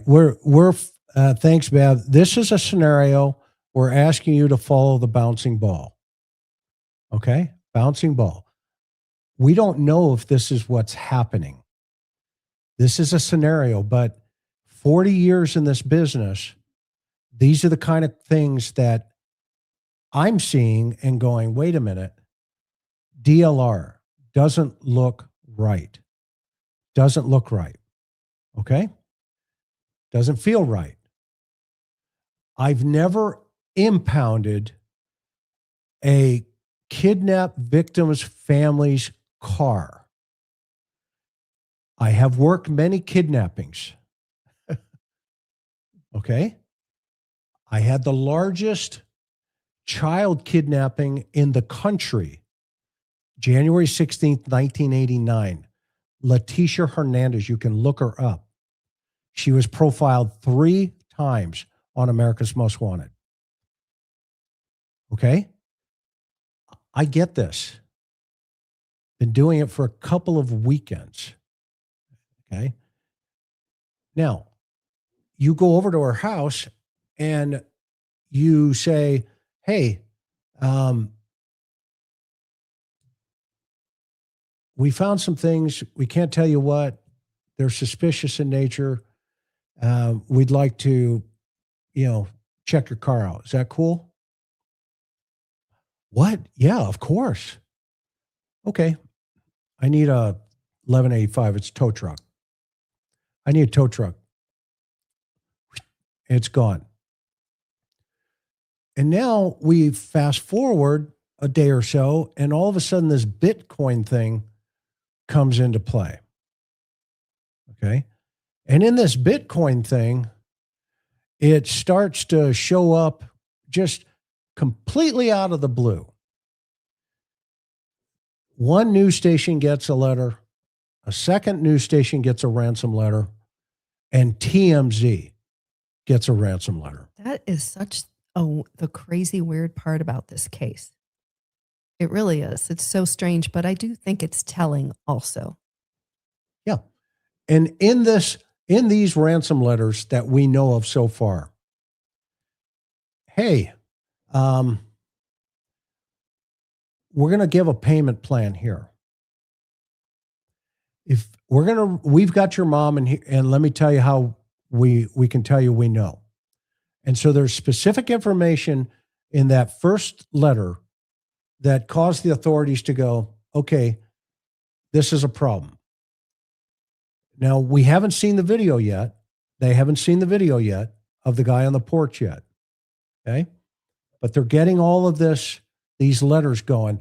And so all of a sudden the sheriff goes, okay, where are the feds?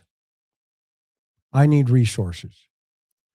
So for the first couple of days, remember, Pima County Sheriff's Department is running on their own. But behind the scenes, there's the feds pushing, going, hey, we got resources. We want to help you guys. Okay, we're here. What do you need? And the sheriff is going, we got this. Don't worry, we got that. Trust me, this is what was happening behind the scenes. I'll put dimes to donuts. Well, on it seems like that if you look at the first press conference to even the second press conference. I don't think you're wrong. Right. So there's pushback. And now all of a sudden this Bitcoin thing shows up. His team doesn't have the bandwidth for this because they're focused on finding Nancy right then and there. And their homicide sergeant, who showed up at the first press conference, who was the backstop of, well, this is homicide. You can talk to this guy. Okay. All right. So at that point, they're operating under this umbrella that says, worst case scenario, we better put all the resources on this. And now all of a sudden this noise shows up about Bitcoin. Well, that's where the FBI is the best at doing what they do. Trust me, they are. They're the best at what they do in that game. So the sheriff said, that's your lane. You guys run with it, and we'll do daily briefings, and we'll keep each other appraised as to who's doing what. So it's like this. 2 trains on 2 separate tracks going to the same direction looking for Nancy Guthrie. That's what they're doing. Okay? So we'll talk about the Bitcoin stuff little bit here. So let's focus on what the sheriffs do. They go back under consent to a family member's house. And what do? In the evening, they're taking photographs. You see flashes. The news is out front. Oh my gosh, they're at the family member's house over here now. They're back taking photographs. There's something going on inside that house. And in the garage area. And in the garage area. Something's going on. Okay. Oh, they came out with a bag and it looks like a piece of drywall. That's what was first said. And it's a folding table. Okay.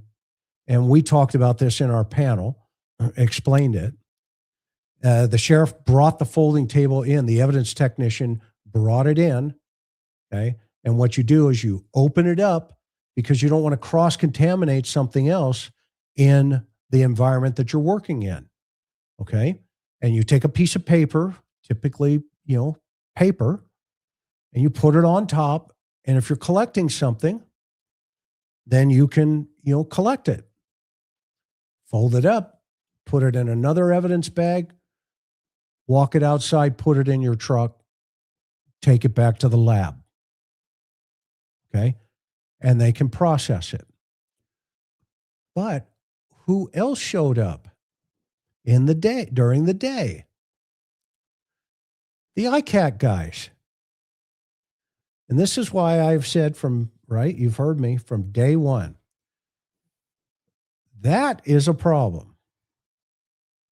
Well, it's confounding if you don't know what it means. And it's too easy to write off as it's another 3-letter federal agency that's here, to help out.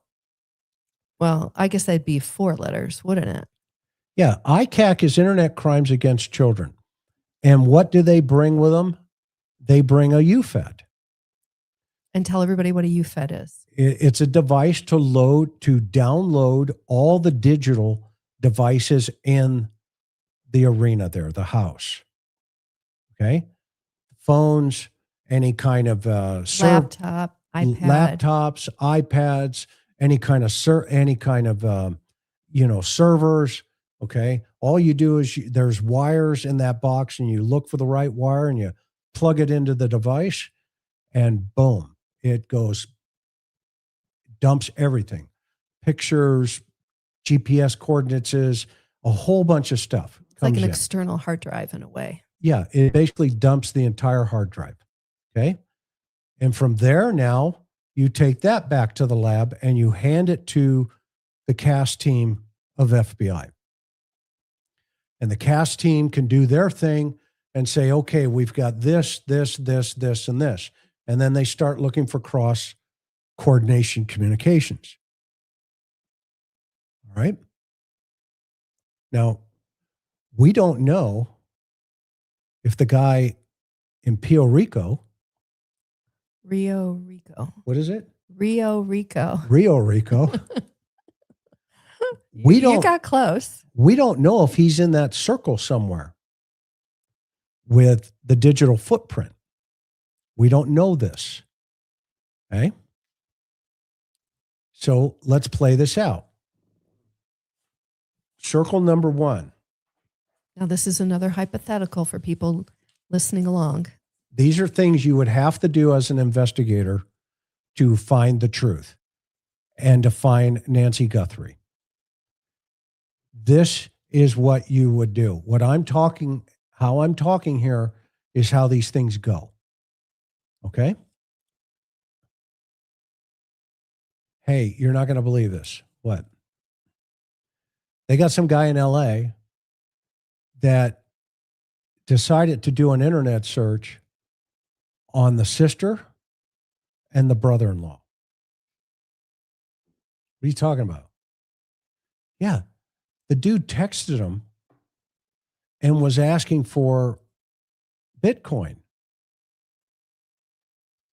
Whoa. Boom. The FBI swoops in because they're connecting all these dots behind the scenes. Okay, we got the IP address. We got his phone number. We'll go get some emergency warrants. We got his email address.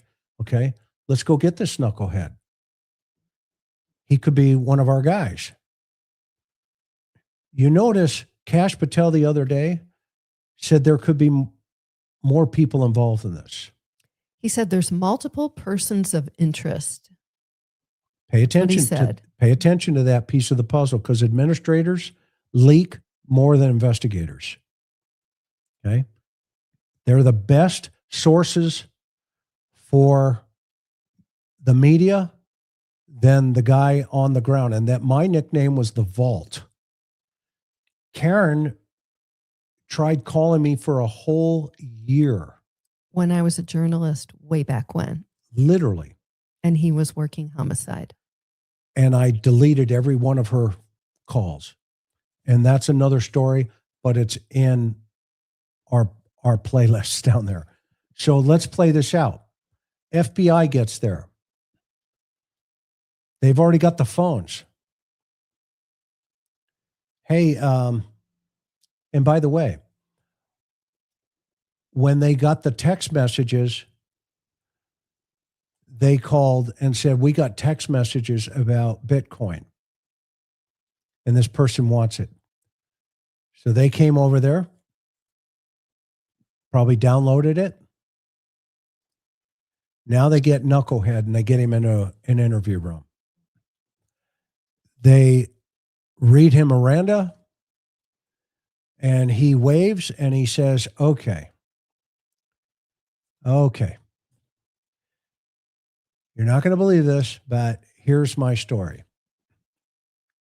Hit us. We've heard worse.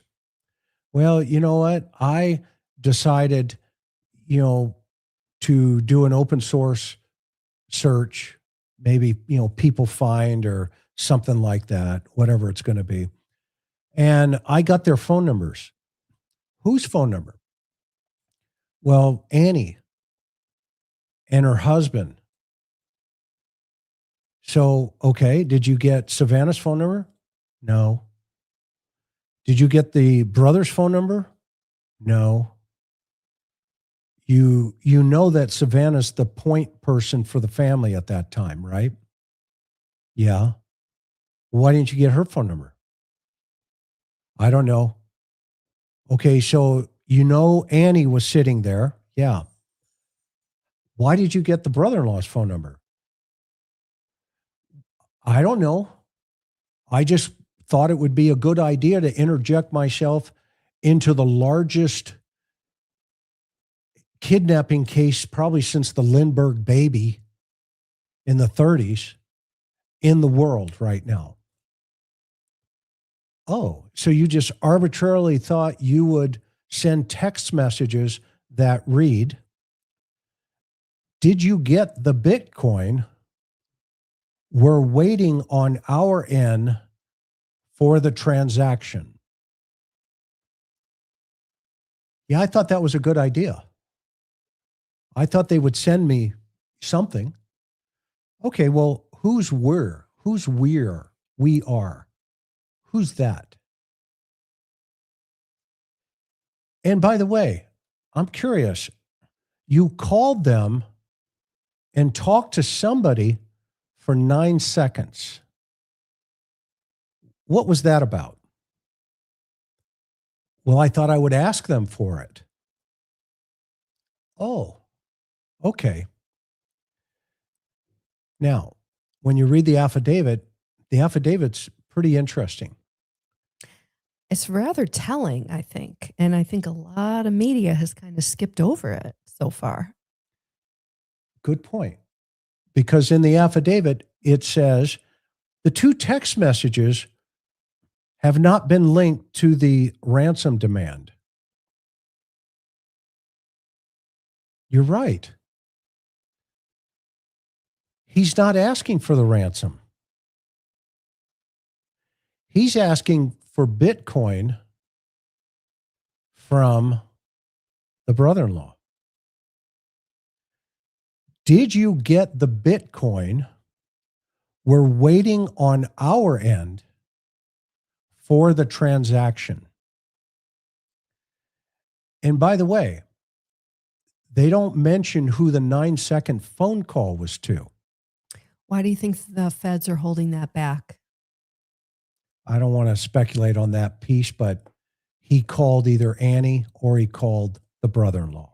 I think this guy, Derek Kalila, however you say his last name, I think tomorrow he's supposed to appear back in court in Los Angeles. So now, that could be totally nothing. Just like the Fed said, nothing to see here, move along. Okay? Nothing to see here, everybody move along. Okay? Or it could be, hey, I want to make a deal. Like what? I'll tell you the things you need to know. I want my attorney. I want the U.S. attorney. And I want a proper, I want a deal. And I'll roll this thing down. Let's talk. I submit to you, that's not off the table in a high profile case like this. And we would have no idea that it was occurring other than the sack from the FBI getting up there and saying, let this be a lesson to all of you other scammers out there. Okay. We're coming. If you do this again, we're going to charge you just like we did this guy out in LA, and we're showing up. Meanwhile, TMZ gets another note saying, hey, give me 1 Bitcoin and I'll give you the kidnapper today. Okay. So you can see how effective that federal threat was. Okay. So why is this important? Because you have to ask yourself, how in the world and why in the world would he want to communicate with the brother-in-law And the sister. and the sister out of the blue? Just arbitrarily, you know what? I'm not going to talk to the brother. I'm not going to talk to the point person, i.e., Savannah, the sister, who is on national TV reading a note about my mother. Okay.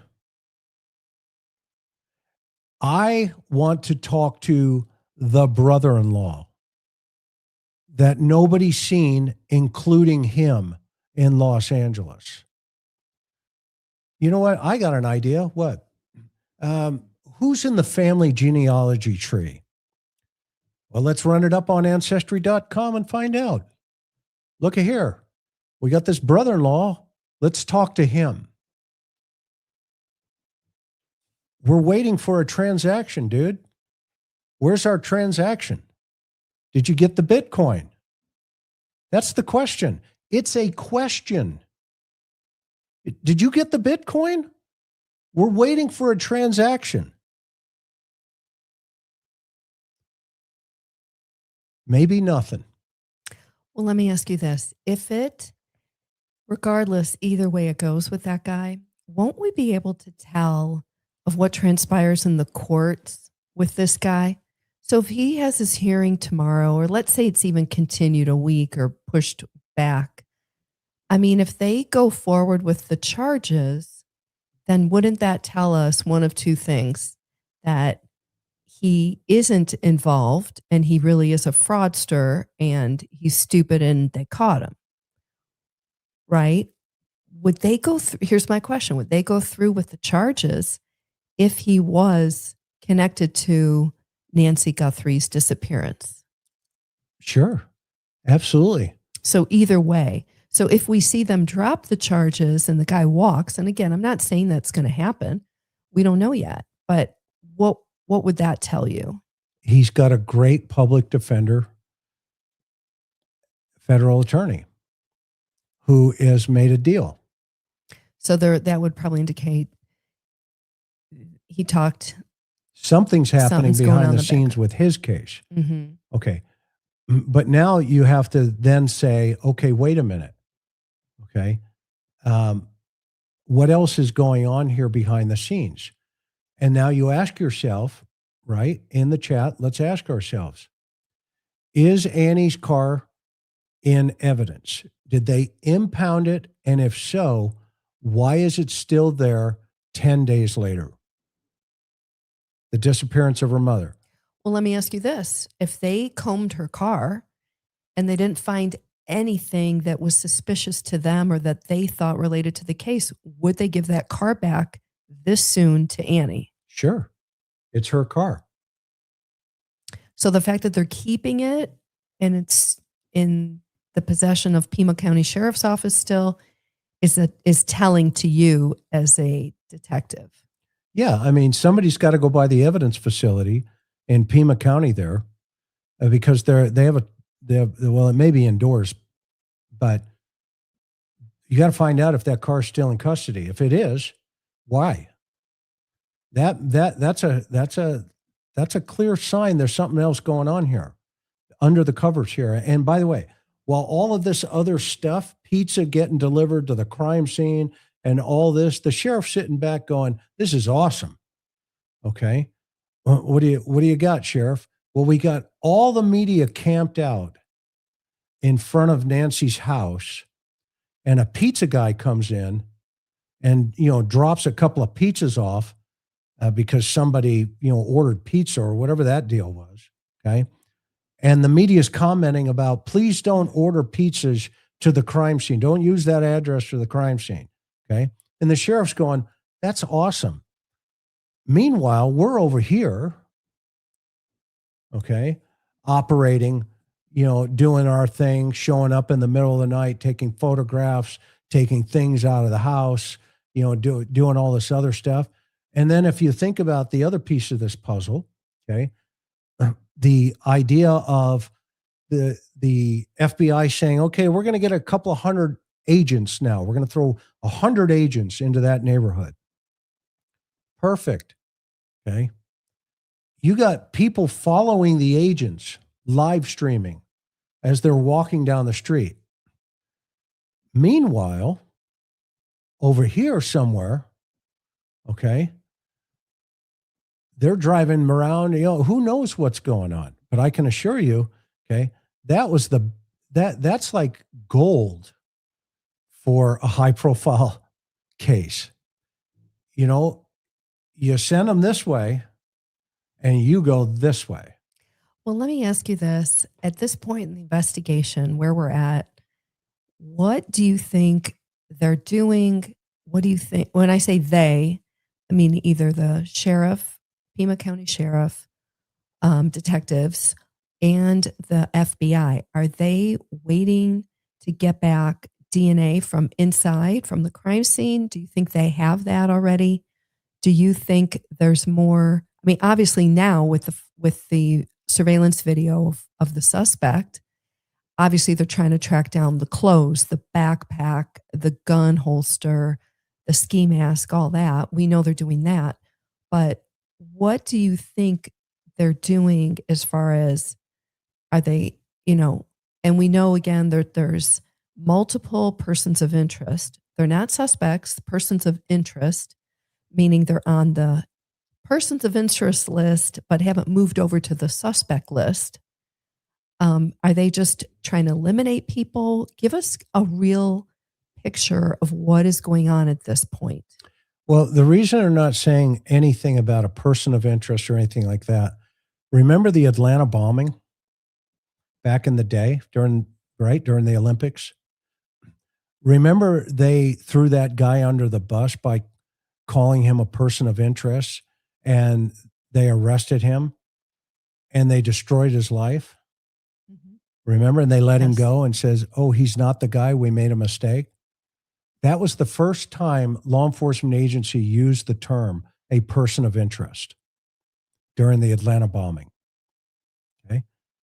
Now, if you fast forward now in today's world with how fast things go, and, we just look at, the pizza with, I guess JLR got somebody ordered him pizzas. The poor guy, Yeah. he I don't got think thrown he knew. under the bus He on didn't that. order the pizzas. Yeah. And the shocking thing was this pizza delivery guy was allowed to walk up to the front door. So Yeah. the issue was, where was the either, Pima County Sheriff who was supposed to be providing security at the scene? Yeah. And so, Not a good look. yeah. So if we look at this right now, okay, to what I think is happening right now, if that car is still impounded, then there's something going on, because you don't take the sister's car if that's the case. And I haven't driven over there personally to the Pima County, tow yard, evidence yard, which is on the website, by the way. And anybody out there, you can do it. Just drive by and see if her car's still in impound. That'd be a great assignment for JLR to take Yeah, up I know, while right? he's waiting for And something to happen. he's got the bandwidth to do that. Okay. And that will tell us a whole bunch of stuff. Okay. That will give us an indication that, okay, there's more, going on in River City here. And now so then you have to ask yourself, okay, well, what are the dots connected here back to the house outside of the family? Are any of these other individuals connected to this circle of her, under her preview, where they would have come to the place and they would have connected with her in some way, shape, or form? Okay. Well, we know that the DNA has come back for Nancy on the front porch. Remember in one of the press conferences very early, and I said this early on, they're waiting for something else. I wonder if there's more fluids or some type of forensics evidence that they collected in that house, like blood, like,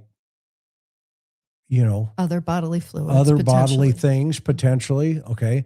And if that's the case, does that take this now out of this, tell us who the suspect, we're going to tell you who the suspect is, to more of what's inside of that kit. Okay. And if there are other things going on that we're, not aware of, but we know now they've started DNA testing staff, the gardeners, the pool guy, et cetera. And they're ringing those doorbells, with those, buckle swabs. And they're saying, hey, we need your help. We need your cooperation. And the first guy that says, I'm not giving you one, you go, no problem. We'll come back. With a warrant. Or they'll watch him. And they could do the pizza in the pizza box. they'll pull a a la Kohlberger. Rex They'll Hewer- pull his no, trash. that's a Hewerman or Yeah, a Kohlberger. Yeah. Yeah. So that's where, the radar goes way up. You go, no problem, not an issue. Okay.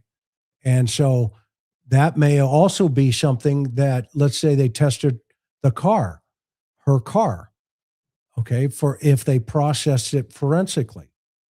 Well, what if they got, swabs in there and they have DNA at the house, and it's the kind of DNA that you go, whoa, this one's weird. Okay. Why is this here? Okay. Well, then, you can make that connection as well. So I think what's happening now, they're at this phase where you've got the FBI operating under all of this Bitcoin stuff. And I still believe the gas station thing where they went over and got the CCTV was a head fake. And I said that. Interesting. Mm-hmm. Yeah, Remember? that was interesting. Yeah, say it again for people who don't remember what you said about that. Well, when it was reported that the cops were at the gas station near the family member's house, okay, and I think it's within a mile or so, that I said, oh, that's a head fake. Somebody threw something into a Bitcoin wallet and they pulled them to that, probably under the guise of, well, we'll throw you something and we'll see, what happens. Okay. And just like TMZ did, when they threw money into the Bitcoin wallet, all of a sudden this, things started happening. Okay. And when they push this, and this is why we talk about post-incident behavior in relationship to the suspect. Okay. And because now the suspect is in this panic mode. Holy cow.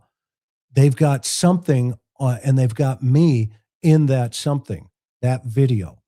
Okay. This guy right here has changed his diapers probably 40 times in the last 24 hours. Okay. He's gone from vegetation man, okay, to probably doo-doo man quickly, because he's not very sophisticated. And so this guy's operating on fear. The one thing they're going to try to do, if this guy, whoever this guy is they're going to start pounding away at all the clothing. They're going to pound away at, all of the devices. They're going to get ATF involved, and they're going to say, okay, tell us where that holster came from. What type of holster is this? Tell us the shoes from the FBI. The shoes at the FBI, they have every shoe that's ever been manufactured. They have a replica. Boy, That's one big shoe closet. They It is must it is have. bigger than the Filipino president's wife. Oh, Okay. Imelda Marcos? Remember her Yeah, shoe I remember collection? her. The feds have a warehouse of products.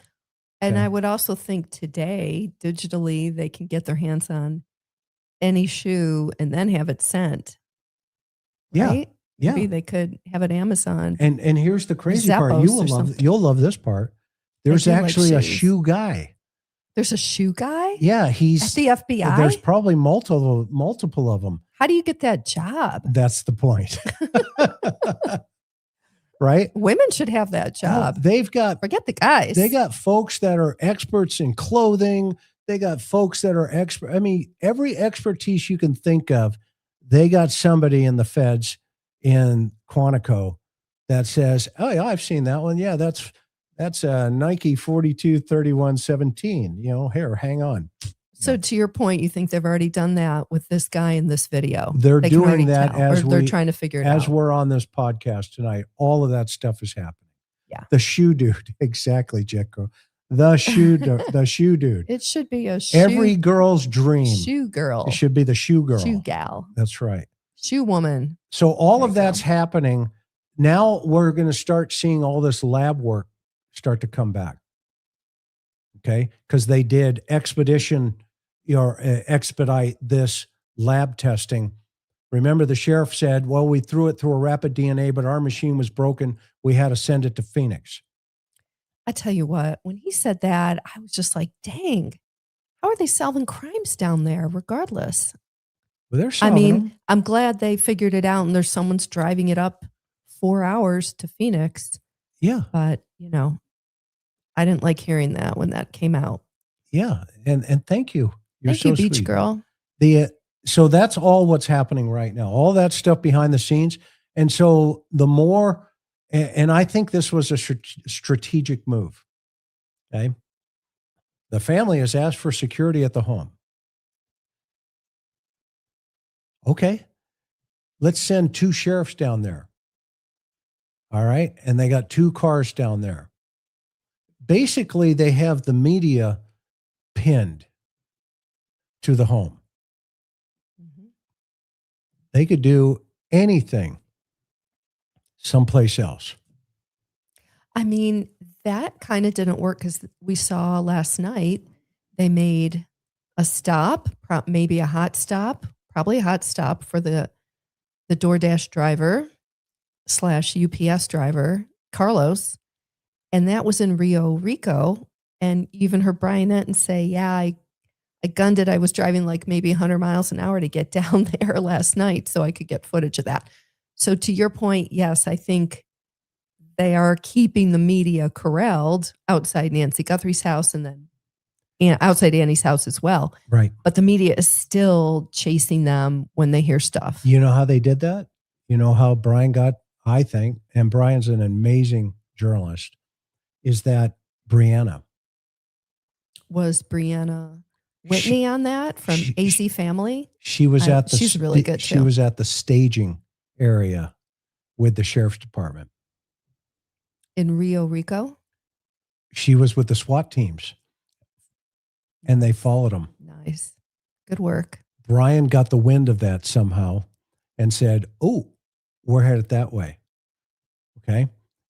She's a really good journalist. Yeah, none of this there's no secrets out where 50 media are camped out, because if someone's listening to the police scanner, eventually other people are like, hey, I don't want to miss the story. And they're kind of, they follow each other to go figure out what's going on. It's just kind of the nature of the beast. Yep. So I think we're kind of caught up here right now for, some of the things that we think is going on. This is our opinion, our opinions only. Okay. If you ask my mother, my opinion doesn't count. Okay. If you ask my wife, I'm opinionated. Okay. And I think we all are. And she's always right. I've learned that a long time ago. She's always right, but I have an opinion. Okay. So my investigative opinion is what I laid out tonight of what is a lane that should be thought through. Okay. And then the other side of that coin is when the digital evidence starts to present itself in totality, we're going to start seeing a lot more movement quickly. Okay. Because their first and foremost responsibility is find Nancy Guthrie alive. And that's where the hostage rescue teams, they are all of those people, guys and gals that are on those teams are amazing. Okay. And that's why they swooped into that guy's house last night, because they probably got a tip that, hey, they're holding the lady in there. And that's called exigent circumstances under the law. Even though it proved to be a false tip. We Yes. think. Well, we don't know. We don't know. We don't really know. Or they had pings or something. They've connected some dots, but my gut's telling me they got a tip.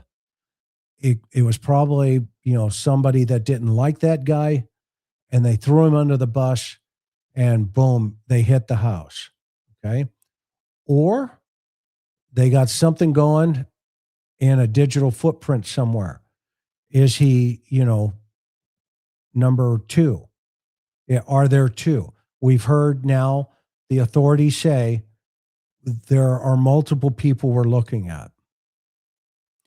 So that may give us a hint that there could be somebody else. So that means they could be doing this quickly.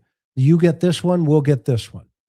Okay. I've had cases where we did simultaneous 4 search warrants in South Central LA, in the Compton area, actually. And we had LASD SWAT pull the front doors and windows off of all these houses, because all those houses have bars and over their windows and their doors, and the kind of door like Nancy has in the front. And so they would run up, take a hook it on it, wrap it back, and then they'd have what we call the BFT, the big frickin' truck, pull the door off. And then wow, the that's one team's way in. to do it. That's the how only way to do it. That's how we roll. Mm-hmm. Back in the day, today you got to knock on the door. So, and then you have the guy come out and complain that his handcuffs were too tight. Okay. So we don't know if he's still in the circle or out of the circle. Either one could be a possibility at this point. So with that said, let's get to some of your questions and some of your chats. Sound like a plan, hon? Yeah. And while you're doing that, I have to say one thing that's stood out to me just covering this case, Nancy Guthrie case. I tell you, I had no idea that kidnappings were actually such a big thing in other places around the world.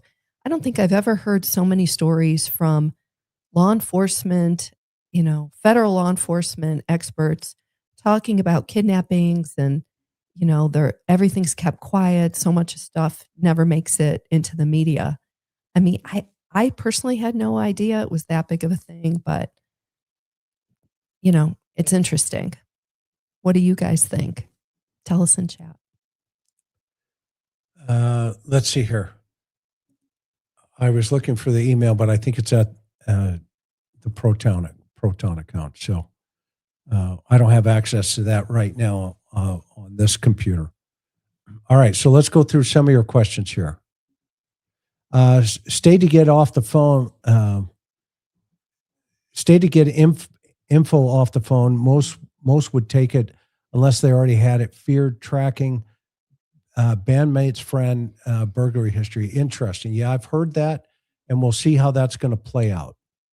Great point, and thank you so much. Honey, can you read those? Yeah, Joni Crawley has become a YouTube member. Thank you, Joni. Thank you. Do you want me to read, or you want to read? Curious Jojo. I'm late and might have missed the answer. How is the plant residue on top of the blood if he hasn't taken Nancy out while bleeding yet? Great question. Outstanding question. And so there could be 3 possibilities. It could be weather. The wind blew it? Let's keep that in the pocket. Let's keep that in play. It could be as he's coming out with her, he kicks it and she's bleeding simultaneously. If she is bleeding, because that's 90-degree drops, and he kicks it, then it could be on top. Okay. That's the second. Okay. Or the third, it was never there. And then at some point, it could be part of with a syringe. However, I'm little concerned with the type of blood that's there. I'm not convinced, okay, that it's not high. There's a little more velocity in the blood on the steps or on the porch. Some folks have said that satellite, which satellite blood is when 90-degree blood hits a bigger pool of blood, it satellites out like this.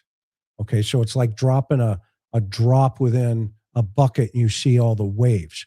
Well, blood has the propensity to go down and then it radiates out.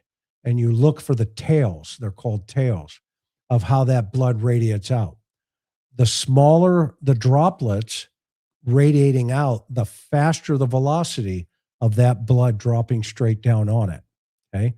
That could also come from a weapon, where if somebody was using a weapon of sort and they had blood on the weapon, like they did in the Koberger thing, you would see 90-degree drop from the weapon, because it's just kind of, slowly like water coming down and just drops straight down, 90 degrees, straight drop. Vet girl, thank you so much. That much time in the house looking for something dropped. Yeah, you know what? 39 minutes to 42 minutes, whatever it's going to be, that is a really long time. Or was she talking about the before Annie and her husband called 911?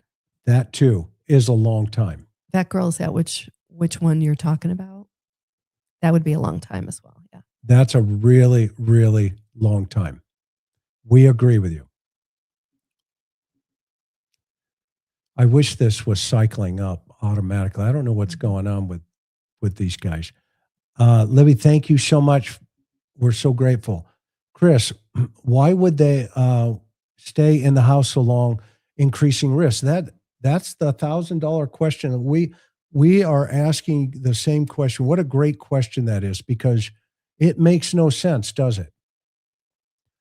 It makes absolutely no sense. And also, another key factor here would be, remember, the suspects are going to be incurring all the medical risk of management to keep Miss Guthrie healthy and alive. The very first thing the sheriff said in his press conference was she needs life essential medications that could cause her demise within 24 hours. Now, I don't know what that means because of HIPAA and all these other rules in the law, but she is saying, okay, or what he's saying is to the perpetrator, look, she's very fragile. She's up here okay. She's sharp as a tack. Amazing woman. Okay. And they tried to personalize her in the first letter. Get to know her like we know her. And that's an empathy play. It's classic BAU language. Okay. To personalize the victim to the perpetrator. Okay. And so in this situation, though, 39 minutes to be in the house, let's play that through. Okay. You're going to get some clothes. Okay. You're going to get your medications. All right. Okay, fine. And just play that through. If none of that happened, I don't know. It's definitely not something that would be good in any way, shape, or form if none of that took place by the suspect, because their intent at that point is not ransom. Their intent at that point is the reason why he walked into that house with a gun. They are prepared. He was prepared to use deadly force. Period. He had a gun. and he had it positioned in front of himself that he was prepared to use it. Okay. So that is a great question. Perp has tattoo right wrist over doorbell photo. We'll look at that here. Just a second. Great catch. Do we have the photo? Not the video. I have to pull the photos back up. I think it's probably easier to see on the photo. I'll find the photo here in a little bit. And if I don't put it up here, I'll put it up on the next broadcast. Okay. Good catch. If you're in a hostage situation, aren't you going to back Ellie off to de-escalate? The FBI is going to spook this guy, and then Nancy will be doomed. Get her back and then go from there. No. Immediately, the first thing you want to do is establish communication with the hostage taker. Why? Because at that point, you can establish motivation. What's the demand? Are there demands? Are there, what do you want? Is this, then you can figure out, is this political? Is it personal? Et cetera, et cetera. And you just go down this whole list of reasons why people do things. And once you have that, now you create a point of contact to that communication. In this case, the family. And you write letters that say, look, my mom is this way. She's this kind of person. I'm the contact person. Please reach out to me. And when you do that, point number 2 is show me and establish for me that my mom is alive. That's basic understanding of hostage negotiations 101. I know this. I was a hostage negotiator for 11 years. Karen even saw me talk a guy off of a bridge one night. I did. That was quite a story. Chris also spent one time 12 hours laying on his stomach, like off the side of near the side of a cliff, and the person was threatening to jump. And this thing went on for 6, 8, 10. Am I right? 12 hours back in the day. So these guys and women, they do whatever it takes to try to work with the person. I mean, it's different than this, what we're talking about tonight. But yeah, Chris has some stories on that for sure. It was a quarry. It was a 400-foot quarry.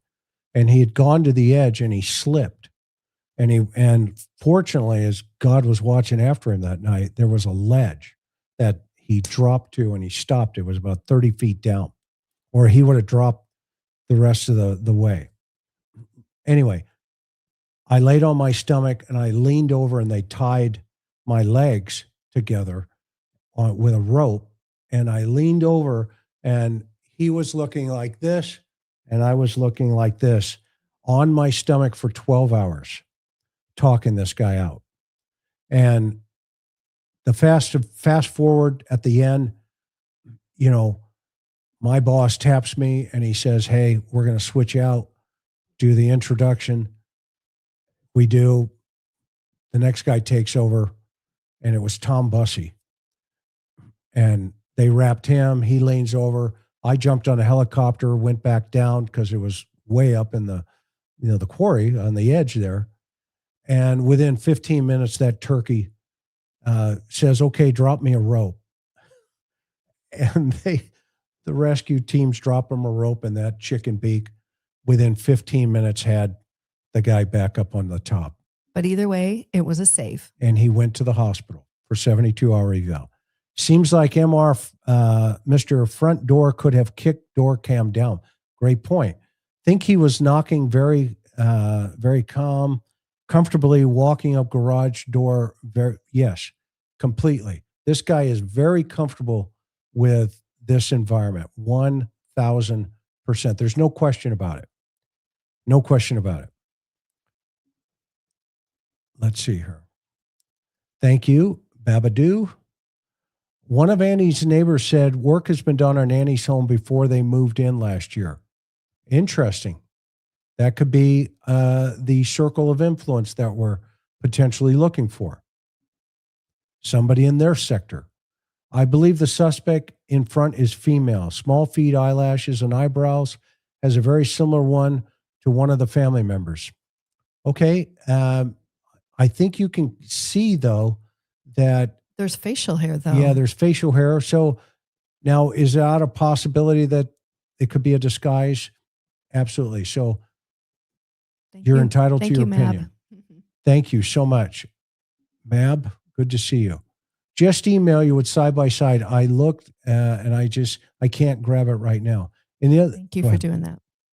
In the other picture, he's missing the shoulder lights and flashlights.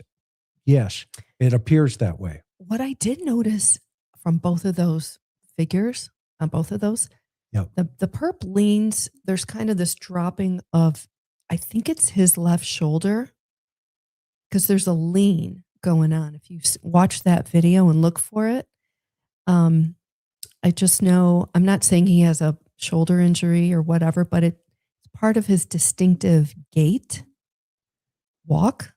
And so I thought that was kind of telltale. Just my opinion. I don't know if anybody else caught that. Yeah, that's a good catch. Based on all that you know to be true, how close do you think they're catching this person responsible? Fam, what do you think, hon? What's your opinion? I don't know exactly how close, but I feel like they'll be able to solve this case. Yeah, I do too. I think they're in the third quarter. Okay, they're in the third quarter. But depends on how fast data starts flowing here. That could go quickly, and the game could change. Thank you so much, Annabelle. Oh, look how cute the family Thank you, is. Karen Look at Thompson. that family. Oh, those are sweet. Sweet kiddos. That's awesome. Gifted one. Thank you so much.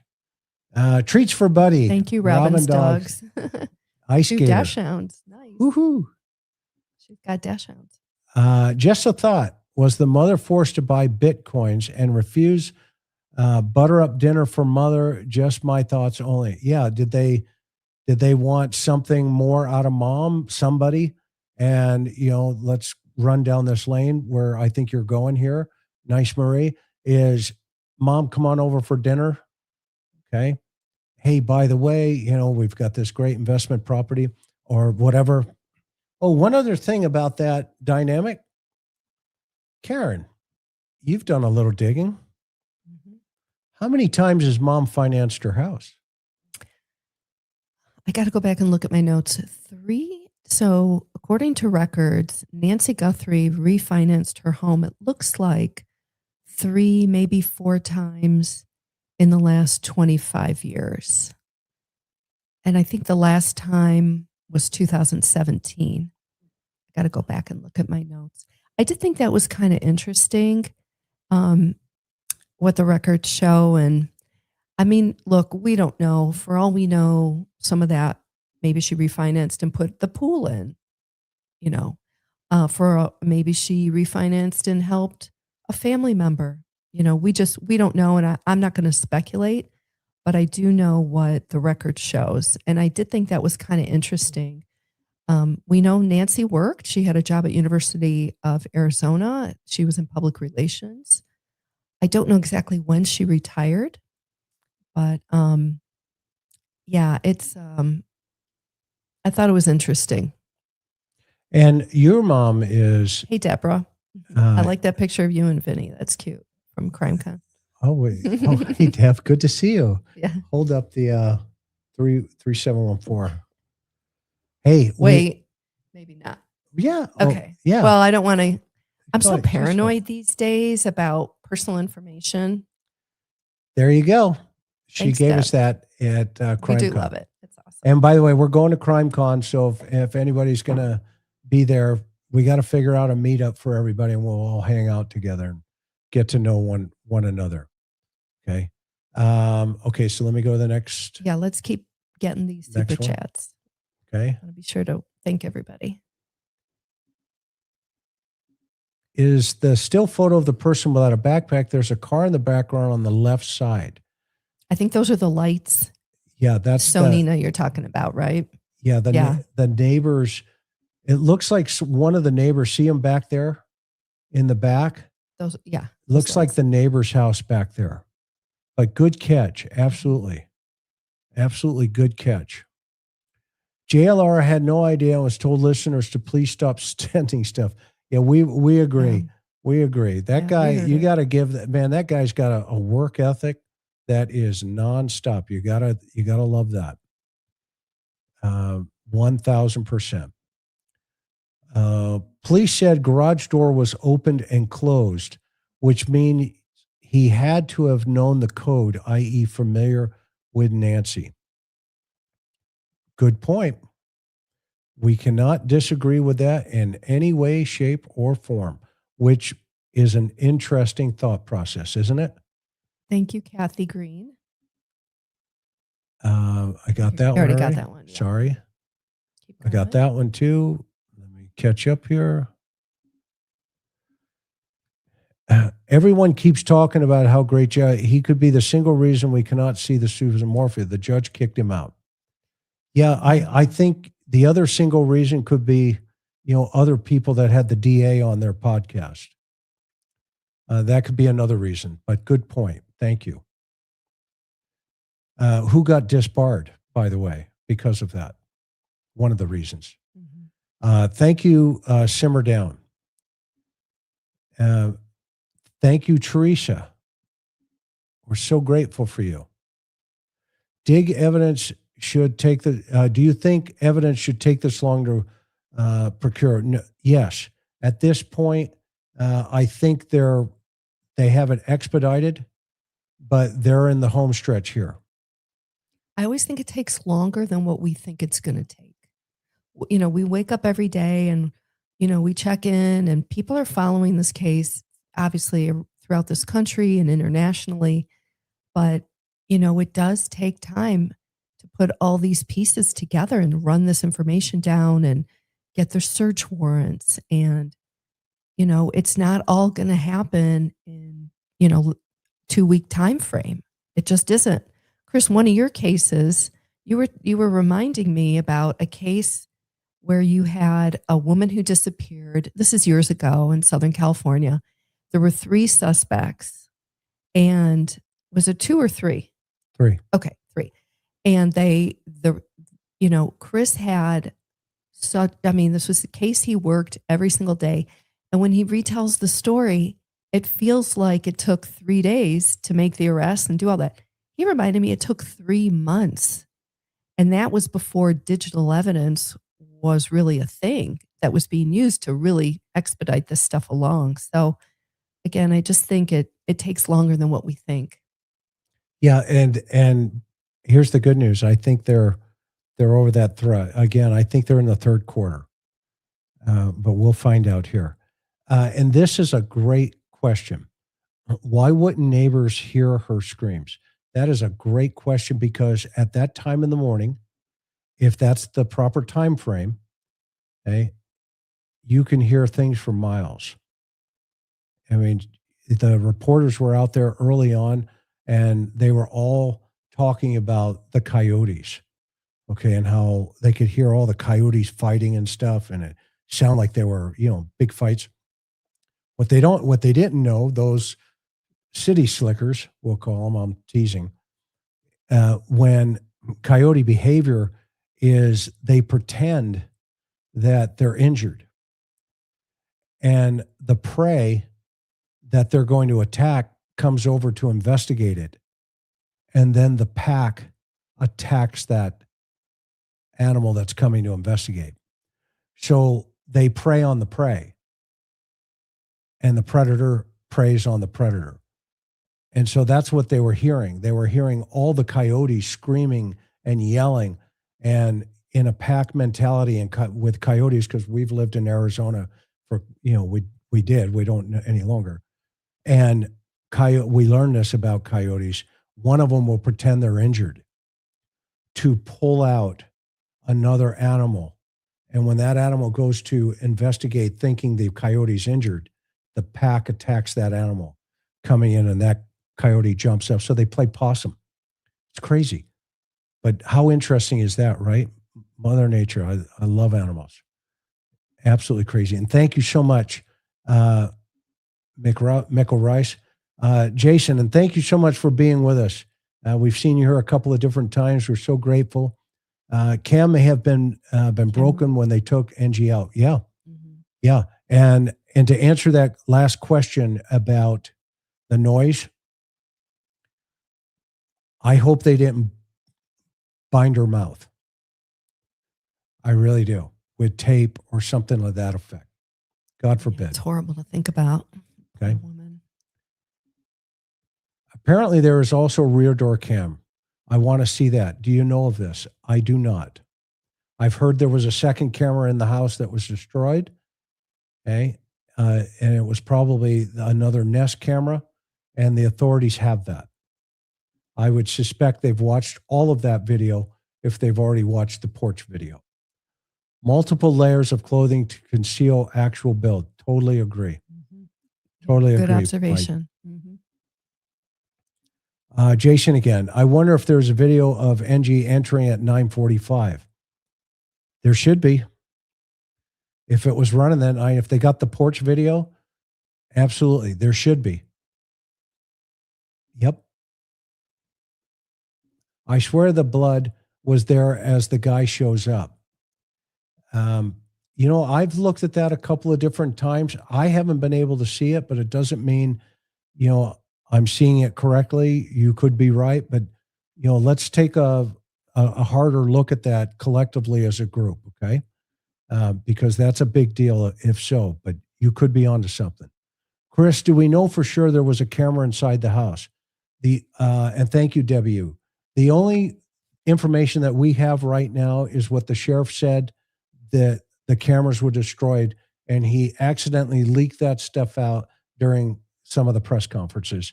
And that's when the FBI stepped in, and his PIO and all the gatekeeper said, Sheriff, no more. Okay. We're done with the podium. Okay. Now that's a two-edged sword, because now they're just putting stuff out on Facebook, Twitter, and Instagram saying you're going to see 100 people out at the neighborhood, etc.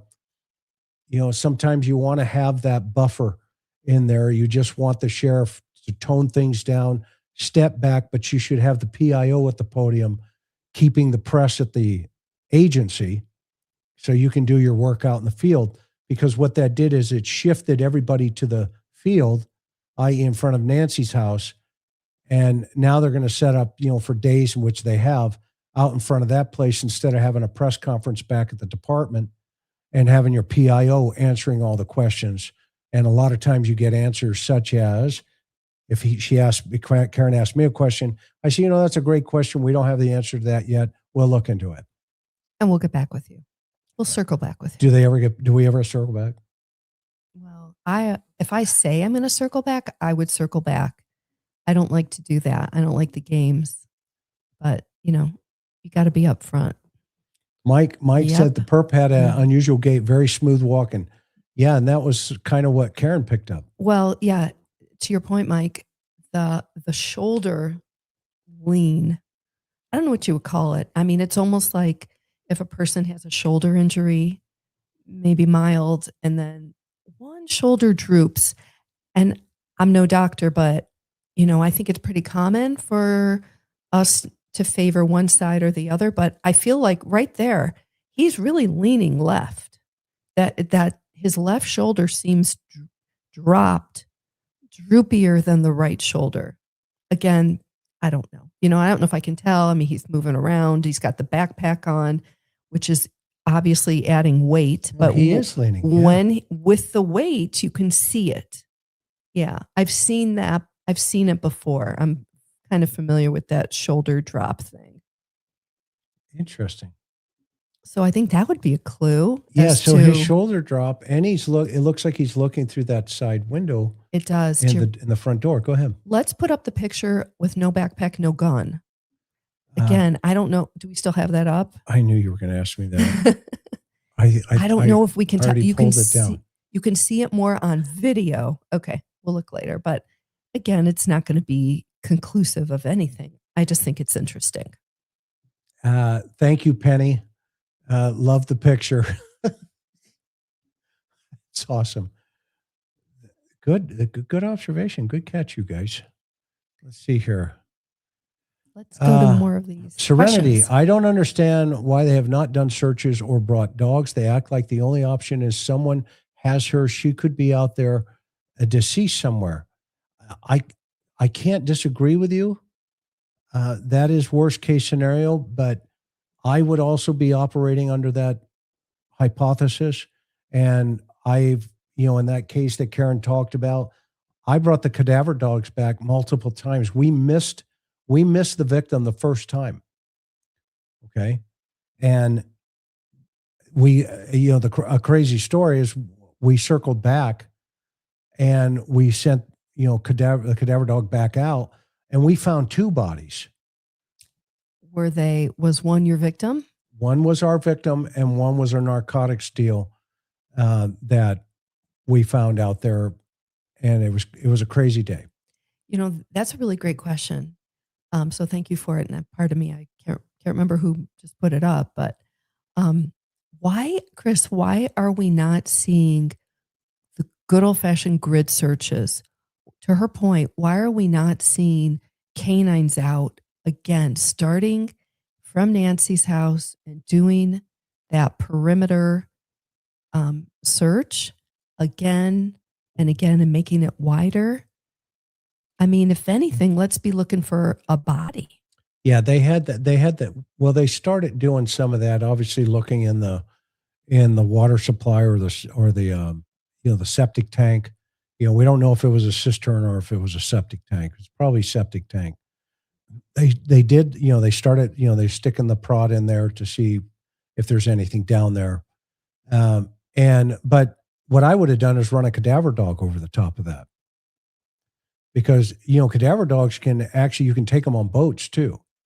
And the handlers train the dog to keep the nose over the water because the gases from the body will come up. Okay. Believe it or not, remember the body expands underwater and it will start to surface after about 10 days. Okay.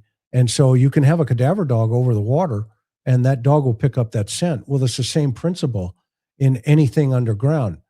That scent's going to rise, and you could actually put a dog over those facilities quickly and to see if they alert.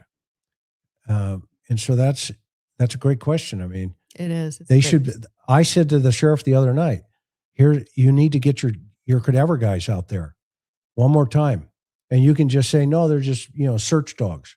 He didn't listen to you? I don't know. He hasn't called me or nothing yet. Dang. We'll see what happens. And by the way, to be good to that guy, he's, the guy's under a lot of stress where the guy went to a basketball game maybe to decompress, with his family. I mean, the guy took a lot of grief for going to the basketball game. Well, Nancy's out there. Okay. Well, he knows a lot more than we know. And the guy has to function like the rest of his team. And so I gave him a little grace that night to going to the basketball game. I don't understand why they have not done searches yet. I just answered that. Sorry about that. I had a push. 2 great nights brainstorming. Thanks. Thank you. Thank you, Anne. Thank you very Janet? much. You're very kind. Let's see here. Who knows she has Nest camera, but also knows she has no subscription? Who knows no one visits house late at night? So you can take your time. Also, what if family took meds before this happened, but left bottles? Dude, I hope you are Interesting. going to become a criminalist and or go into the FBI. These are great points. Awesome, Dylan. Awesome. Thank you, Dylan. Smart dude, man. What kidnapper starts a ransom note with deer? Yeah. Thank you, Lady Chan, someone who's watched too many kidnapping movies, I would think. Thank you, Teresa. Thank you, Deb.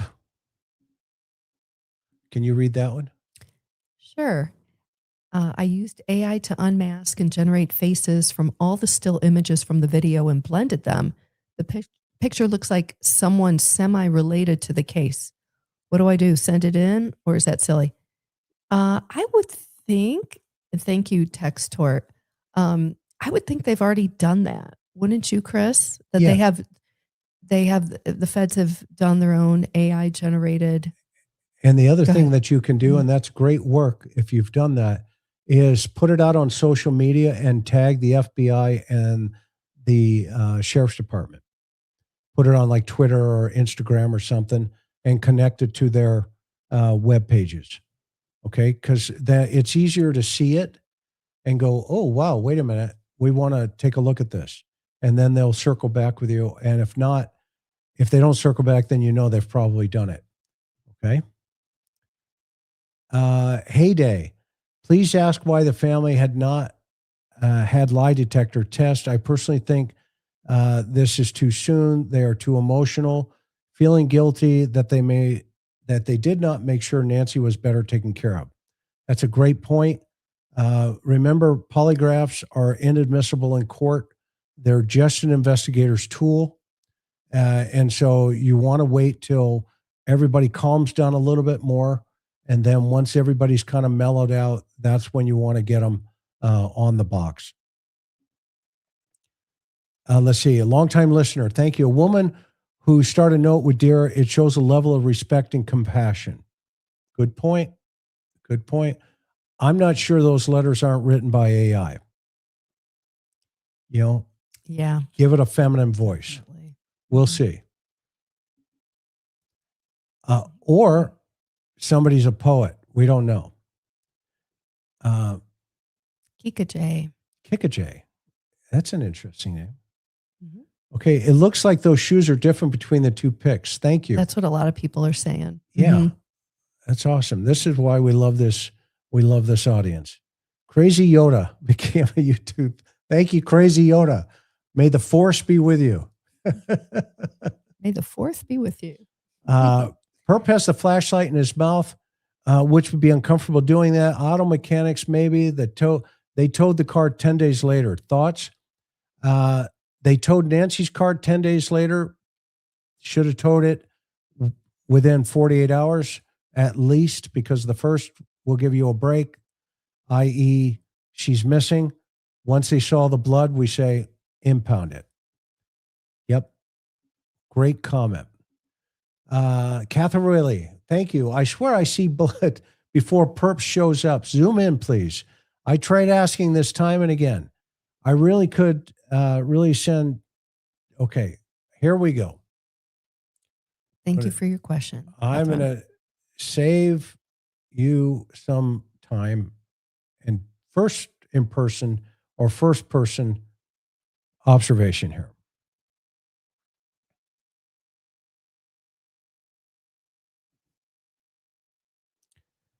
And stop. Okay.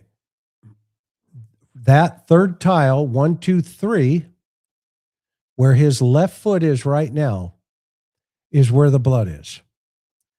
How do we know that? I'll show you.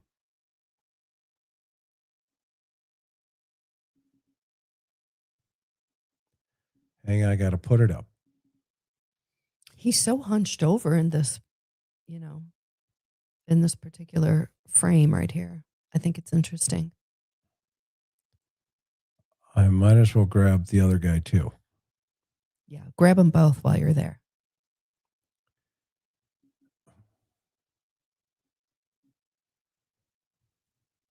All right. We'll use a reference point here. I still don't understand why Pima County Sheriff didn't take that doormat for DNA testing. Okay. I don't get it. I didn't understand it. Okay, so he's got number 2, Oh, yes. number 3. Okay. All Can right. you guys see that? No, I Oh, haven't wait, shown Chris him hasn't yet. put it up. Sorry. All right. Put your seatbelt on. Everybody look at the tile he's standing on. One, it's probably 1, 2, 3. Yeah, third between this 1, 2, between the second and third tile. is where he's standing. Okay, between the second and third tile.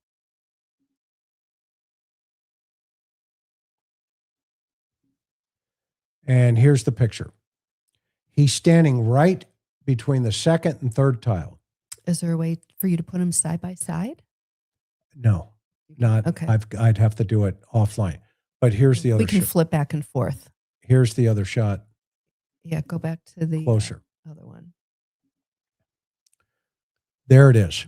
It's like the third row, second and third row of Right. tiles, if you will. And here's a closer shot. Okay, now go back to where his foot's placed on the other photo. On the Or other video, photo? the video. There you go. Right there. We'll wait till he comes Oh. back. Okay. He'd be stepping in it, coming back.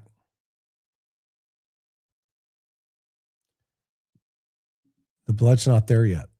What you're seeing is the film, the video going up.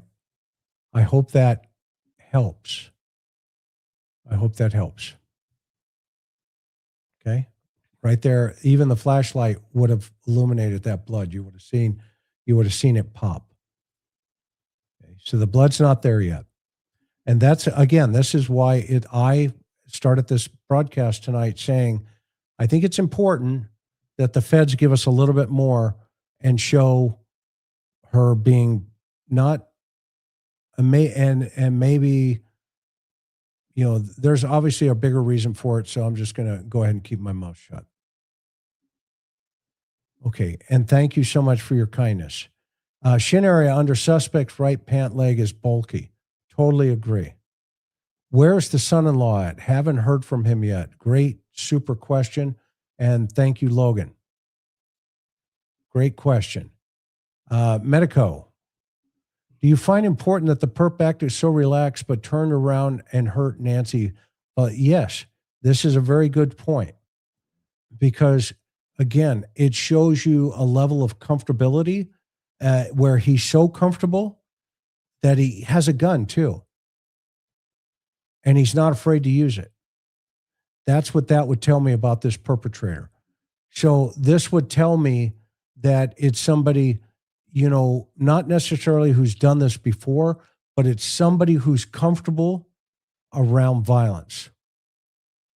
Or they have this idea, you know, that violence is okay. They have a dark side to them. Let's put it that way. Okay, they wear a mask during the day, but then there's a dark side. Interesting choice of words. Word.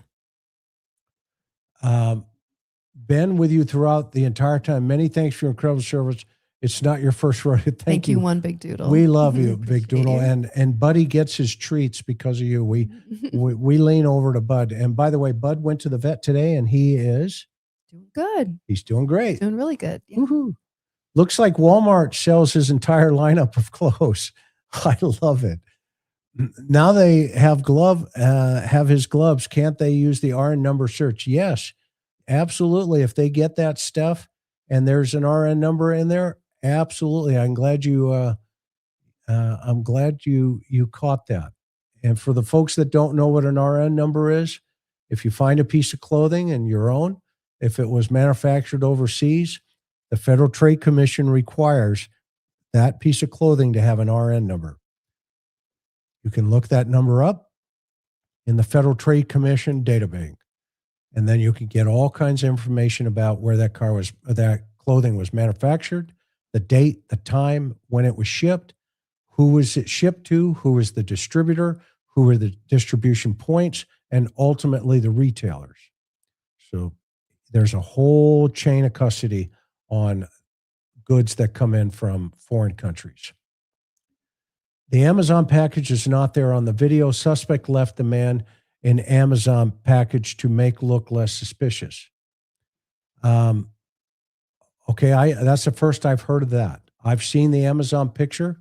I have pictures of it in my portfolio here, but I've not yet heard that he left the demand in the Amazon package. I thought he sent letters or emails. It was emailed. They were emailed, I should say. The glove was found on the passenger side of the road. Wouldn't that indicate the person wearing gloves was a passenger? Could be. The other thing about the person wearing gloves, as we pointed out the other night with our panel, we think that guy is not savvy with weapons, because you don't wear snow gloves, i.e. a lot of gloves, to a gunfight. Okay, because you can't get your finger into the trigger. So, and the holster, again, we will point out, is a pistol for a revolver. That holster right there is a revolver holster. It's not a semi-automatic holster. Okay, so this guy does not know his holsters. And as Dr. Picato said the other night, it was almost like a Ralph from the Honeymooners, putting a tin pot on his head and, a couple of other pans around his body, to show everybody that, he was ready to take on Norton. I posted our X count in the post for show. Okay, I'll pull it up. Ransom note had nothing to do with it. Who wouldn't notice blood when delivering a package? Great question. Great comment.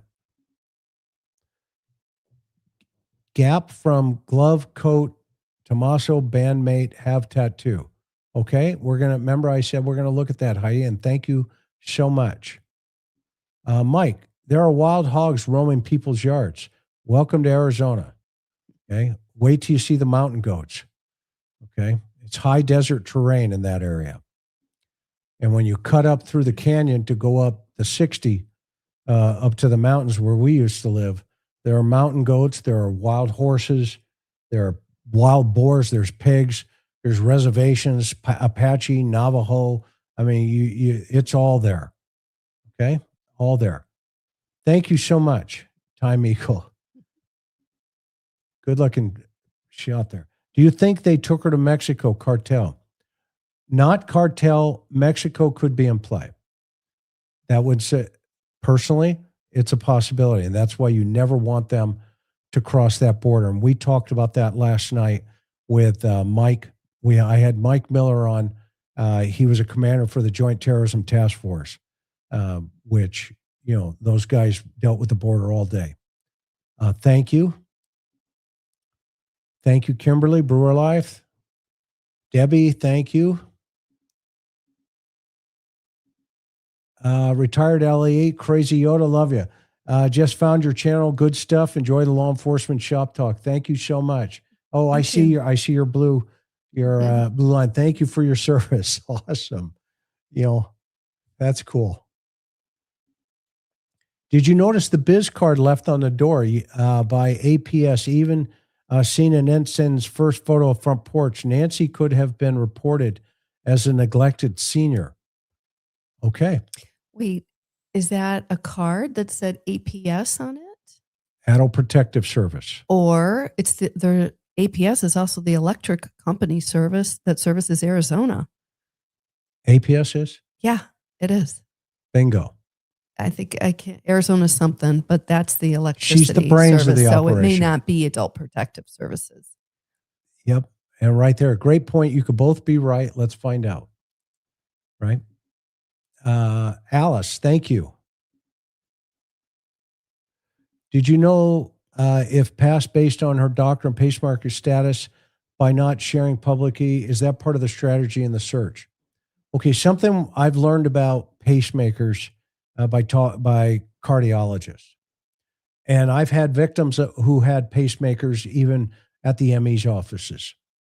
Depending on the status of programming those devices, the modern pacemaker today sends a signal to an electronic device, typically that is connected to a service at the doctor's offices, so they can monitor it. Those signals can be programmed in a various different types of schedules. It can be every 24 hours. It could be every 6 hours, depending on the patient's needs. Okay? Meaning the doctor who's monitoring that, or the monitoring service for the cardiologist, okay, that signal could only come in maybe once a day at the end of the evening when the patient has, the doctor said, you know what, you're doing great, it's functioning, there's no problem. Let's turn back your program here. Okay, let's turn it back. And so what we don't know, because of HIPAA right now, is when that was programmed to send that signal. The other thing, even though it disconnects from the electronic device, it still is working. Right. It was the pacemaker app on her Apple Watch that stopped recording. Is Yeah. that the right? Yeah. But it doesn't necessarily mean that her pacemaker stopped at that moment. Check me, Chris. Is that correct? Yeah, no, Okay. honey, great point. The sheriff said that, I want to get his exact quote. The sheriff has said at 2:28 a.m., Nancy's pacemaker app disconnects from her Apple Watch. That just means she was out of range. She was out of range. Mhm. And that range can vary, depends on, again, the device as a whole. That actually raises a really interesting question. Do we think that the sheriff knows when her pacemaker stopped per talking with her doctor? Yes, they've subpoenaed those records. Okay. By now. Do you think they have them by now? Yes. So they would have a time frame of if it stopped, when it did. Yeah, they went, there's one of two things the way you can do that. If, again, it goes back to that power of attorney, right? Or somebody who's making medical decisions for her that may be in a trust or something to that effect, right? You say to that person, hey, if we go to get these records, it's going to take a little bit longer, got to go to a judge, etc. Just like Rebecca Jensen. I asked her father, remember, can you go to the dental office and pull her dental records? We just want to, we're going to need that for confirmation. Remember Skip Spurry, the helicopter landed and we handed him to Skip, and then he took off because Dad handed him to me, and they were able to go to the ME's office and positively identify her through her medical records, or her dental records. So in this particular case, it's easier to go to whoever, like Savannah, or whoever has, I forget what it's called for medical. I'm having a Same. Same? Yeah. Same. I can't remember. That never happens. No, I'm teasing you. But anyway, that's the easiest way. Have the family grab them, and they can have that data almost instantly. Okay, let's keep moving. You guys are awesome tonight. Thank you so much for your kindness. I mean, it just keeps moving, and we're so grateful. Let's see here. The pics are the same person. First was him scoping. Looks like a cartel. Savannah's husband was a fixer. Okay. We're gonna have to figure that out. Let's see here. Thank you, Dolls Worldwide. Yeah, Should become a Dolls member. World became a YouTube member. Gunslinger, thank you. Love the name. Thank you, Big Doodle. You want to read that one while I'm doing these? Sure. That's from Hawkeye's Love Nature, saying, I still believe she knew her kidnappers. I would Yeah. say somebody knew her in her circle that kidnapped her. Somebody in her circle at this point was known to them. Now, that doesn't mean they did it themselves. They may have said to somebody, here's the deal. Okay, so that's a possibility in play. Green Eye says, Newsweek just said they haven't seen Annie's husband in a week. Interesting. Thank you, Norma, for becoming a member. Gloves, very specific to electrical work. Interesting catch. Okay. Interesting quit. Is it two crimes? Are they related? Love this live. Give your lady a smooch, Karen. You are the goat. Thanks, Caddy Burke. I love it.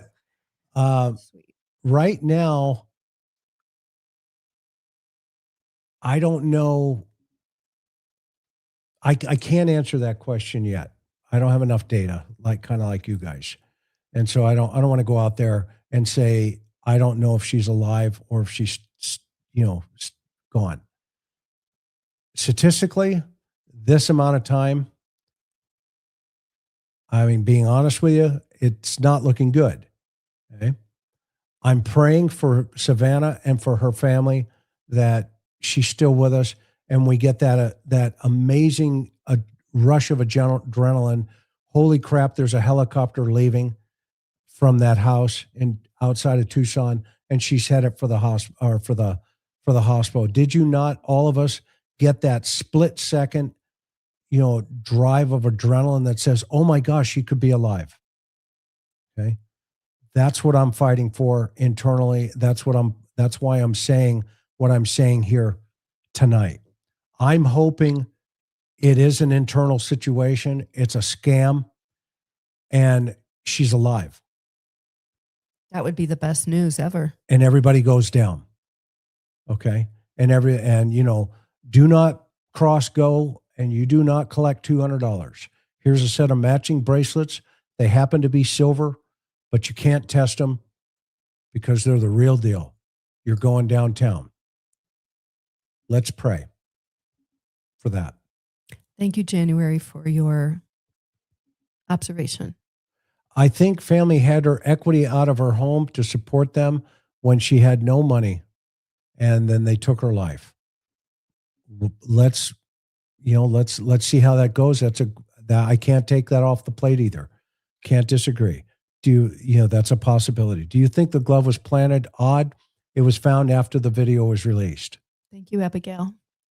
I don't know. I don't think the glove was planted. I think, or maybe like a la Barry Morphew, that anything is possible, right? We saw staging in Barry Morphew. That was very clear staging. And this is starting to smell like, wait a minute, there's something stinky here. Why is there always a black glove attached to, I know. guys, I got accused for planting the Cobra know. glove. We were there. Let's remind people, especially if they don't know, we went to the Idaho 4 crime scene in Moscow, Idaho, like 2 weeks later. We're walking around. We were on the public sidewalk. Chris looks in and sees a black glove, clearly visible. It had some snow on it and some leaves, but it was like partially covered. Why is there always a black glove? I don't get it. I got hammered. I mean, everybody. Well, Chris pointed it out to the on-scene police officer. They collected it. And we to this day, we still don't know. There was mention of it in some of the documents, but we couldn't really be sure. We couldn't say definitively if they tested it for DNA. I don't want to conflate this and start talking about the Idaho 4 case, but yeah, it is. Thanks, classy lass. It is a black. I don't know what's glove up with phenomenon, these black. Jack. Yeah. It's a black glove phenomenon. It must be.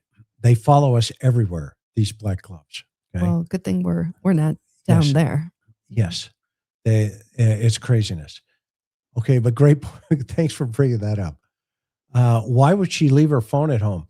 Great point. She wouldn't. And Karen was the first one to tell me when we found out. The sheriff said her purse. What did you say? Do you remember? Oh my gosh, I don't even remember. There's been so much. No but- woman. Oh, that she left when he said, yeah, her purse, her keys, her wallet, and her cell phone, and we're all left, and her Apple Watch were all left behind. So, And the first thing Karen of picked course, up she on didn't go willingly. said there is no 84-year-old woman No, going to leave her purse behind. no way. Yeah, I agree. If on a pacemaker, can a terrifying event cause issues? Yes, it will cause that spike that the sheriff first talked about in one of the first incidences, or excuse me, in the first press conferences. It will cause a spike. It's just sad to think about that. I don't want to think about Nancy suffering. It's just horrible. Dolly's Worldwide. This is great. Love your picture. Would Ellie look at the local pharmacies for any links to NG meds? Yes. Great point. And they'd also look for activity in relationship to those meds, to your point. A pharmacist could maintain meds without anyone being the wiser. Remember, Delphi, last person anyone suspected to be involved. Good point. Thank you so much for that comment. Can the watch and phone help find her by connecting? But she left the watch sure how that and the would phone happen. back. But yes, if she had them with her, yes, you can actually ping it. And that's what they call it, ping it. Gun looks like a trench gun. Round would you see it? Trank gun. Trank gun. Good point. Could be. Yeah. And what about the holster, Patrick? What do you think about the holster? And it's a revolver holster. Revolver. Thank you, Rosebud. Thank you, Sharon. Okay, we got a couple more. Yay. Is it true they found hearing aids in house? I haven't heard that one. Bum bum. I haven't either, but yeah. Okay, that was bad. I don't know on that one. Thank you, Princess. Retired RM. Patient needs a tech MD RN to deactivate. Thank you, Barbara, and thank you for your service as an RN to the many people that you've saved in your life. We are appreciative of all of our nurses, our firefighters, our former military, our cops, everybody that is in a public service position, our teachers. Thank you, thank you, thank you for everything that you do. Not enough people tell you that, but at this channel, you'll hear it all day long, all day long. Let's go to the next one. Can you get this one? Sure. Rock the Boat asks, why did they have no video of the mother leaving or re-entering? Great question. Why would she be out at 1:47 a.m. and why would nobody be concerned about an 84-year-old woman being out that late? So I think to your first part, why do they have no video of the mother leaving or re-entering?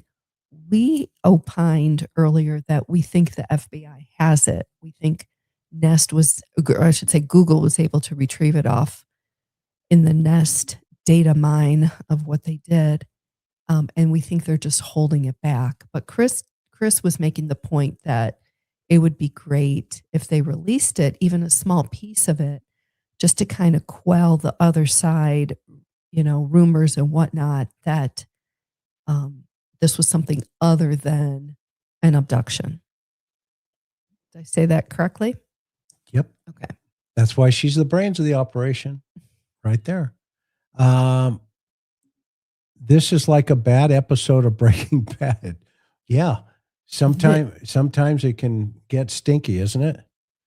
And I said to Dr. Picato the other night, welcome to homicide. And, because he's a clinician, right? He studies behavior and people.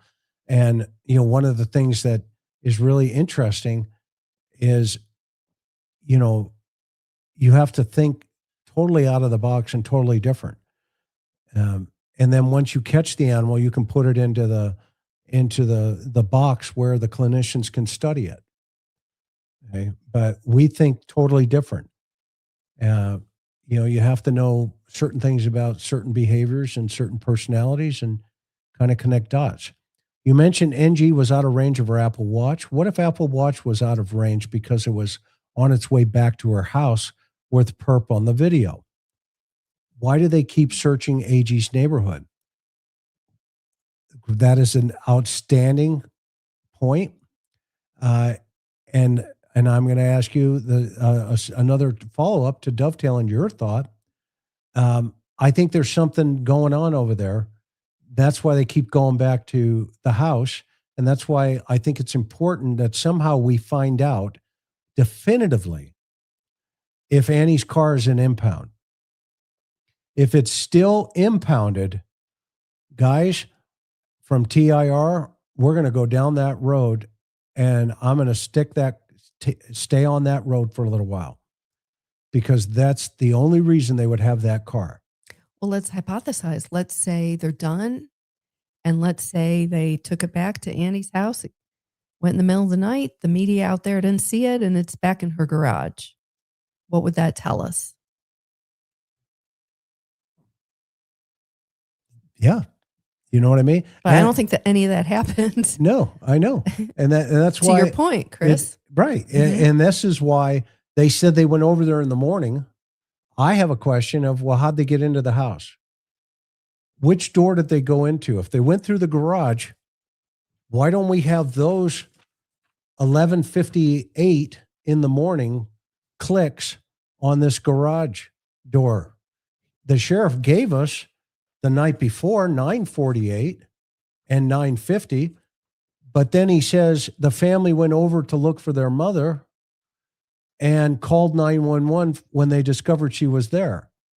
So our question earlier on in this podcast was, well, what time did they get there? And how did they get in the house?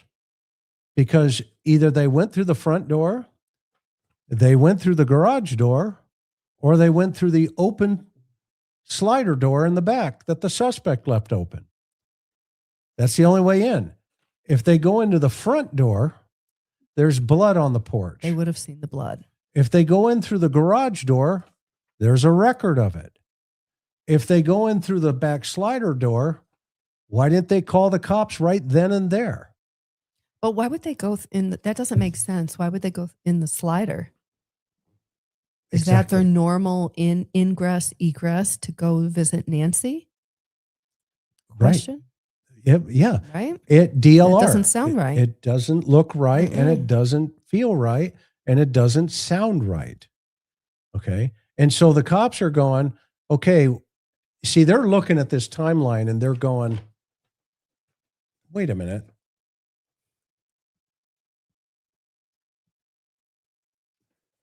Let's get her car. Let's get the clicker in the car. Let's go to the keypad. Get the feds out here with their technical teams. And you see in that one video that Brian Enton had on News Nation, they had the drone. You see the guy at the keypad. Okay. Well, he's downloading the schedule, the history on that keypad. The data. Yeah. The data on I that love it. keypad. Okay. Mhm. So, you're going to hold that back for a second. Okay. And you're going to go into an interview and say, et cetera, et cetera, et cetera. You said you went over there to pick up, what time was that? Oh, well, it was around 11. Okay. Well, how'd you get in? Oh, we went through the garage. Oh, wow. You know what's really weird? We've got the data from the garage. Can you point that out for me? Well, I made a mistake. Okay, fine. And now you go back to the sheriff, which we played earlier. And if you're coming in late, go watch the rerun. We played the sheriff where the sheriff said, hey, the reporter says, so who dropped him off? And he goes, well, the family dropped him off. Did they see her in the house? Next question. I think that's how Yeah. it was, right? It was. And he goes, yes. So either they went into the house in a quick 2 minutes on that garage door data, or what? I don't know. Then he or she dropped off Nancy. Nancy took 2 minutes to walk in, turn around and hit the door, and the garage would go down. Either they walked her in or she walked in by herself with her cane. Bingo. Now we're cooking. As a firearm guy myself, it looks like a Walther P22, and for the holster could be suppressed, which would even easier to trace background. Thank you, Dirty Blue Healer. Great dogs, by the way. Wonderful dogs, smart breed, and could be a possibility. And right, that is so problematic if in fact there is a suppressor on that weapon. Dear Lord, please don't let that be the case. But thank you for your experience and sharing that with us. Thank you, Princess 30. That's awesome. Renee Cuz, what's up? Cruz. Oh, I thought it said Cuz. Someone's got to be here to Sorry. set the record right. Okay. What else we got here?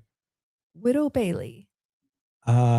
Interstate 10 is straight line to LA, 8.5 hours drive. Every tag reader with possible suspect tags should be looked at. Absolutely. And I will submit to you in that area, Arizona, in that area specifically in Tucson, Scottsdale, there's another program called Flock, Flock. Those are called flock readers. Okay. You don't want to get flocked while you're over there, because what this is LPR readers. They know when you came into the city. They know every time you hit one of those cameras when you're leaving the city. So let's cross our fingers. They have gathered all of that information. That's why the car is key, potentially also to solving this crime. And that's really important to understand as well, guys, because this system, can get, Sarah, if you're fucking kidding me. And that system is set That's up bad. all over. It's not just the state of Arizona. It's neighboring.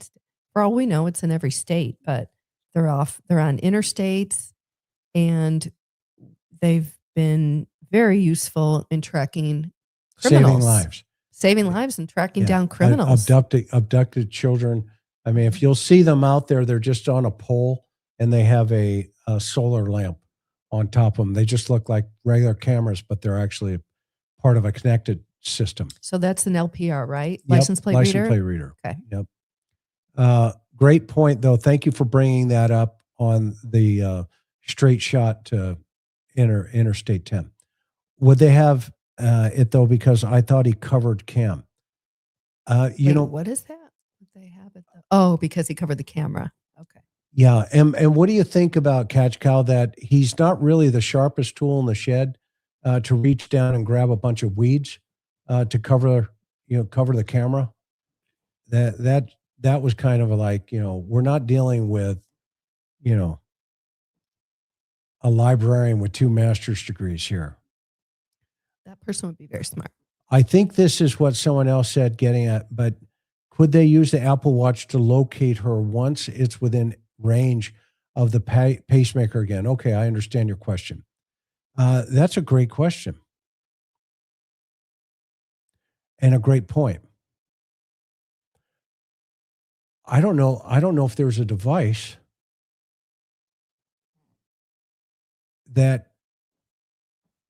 that's a really good point. You need to send that in a tweet or idea, or whoever came up with that idea. Now that I see how this question is framed, you're saying if the authorities took her Apple Watch and kind of, flew it in an area, let's say you put it in a helicopter and you fly around an area. I don't know if there's a device out there that couldn't already do that. And then it would locate her by her pacemaker? It would locate the pacemaker. Yeah. That's a great question. That is a great thought. Wow. That is a good one. That's a keeper, man. That is a keeper. Good job. Sheriff, did you hear that? Did you see that? I hope you're watching at some point.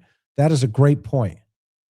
Who leaves her 84-year-old mother's security system to lapse without a subscription if she's alone?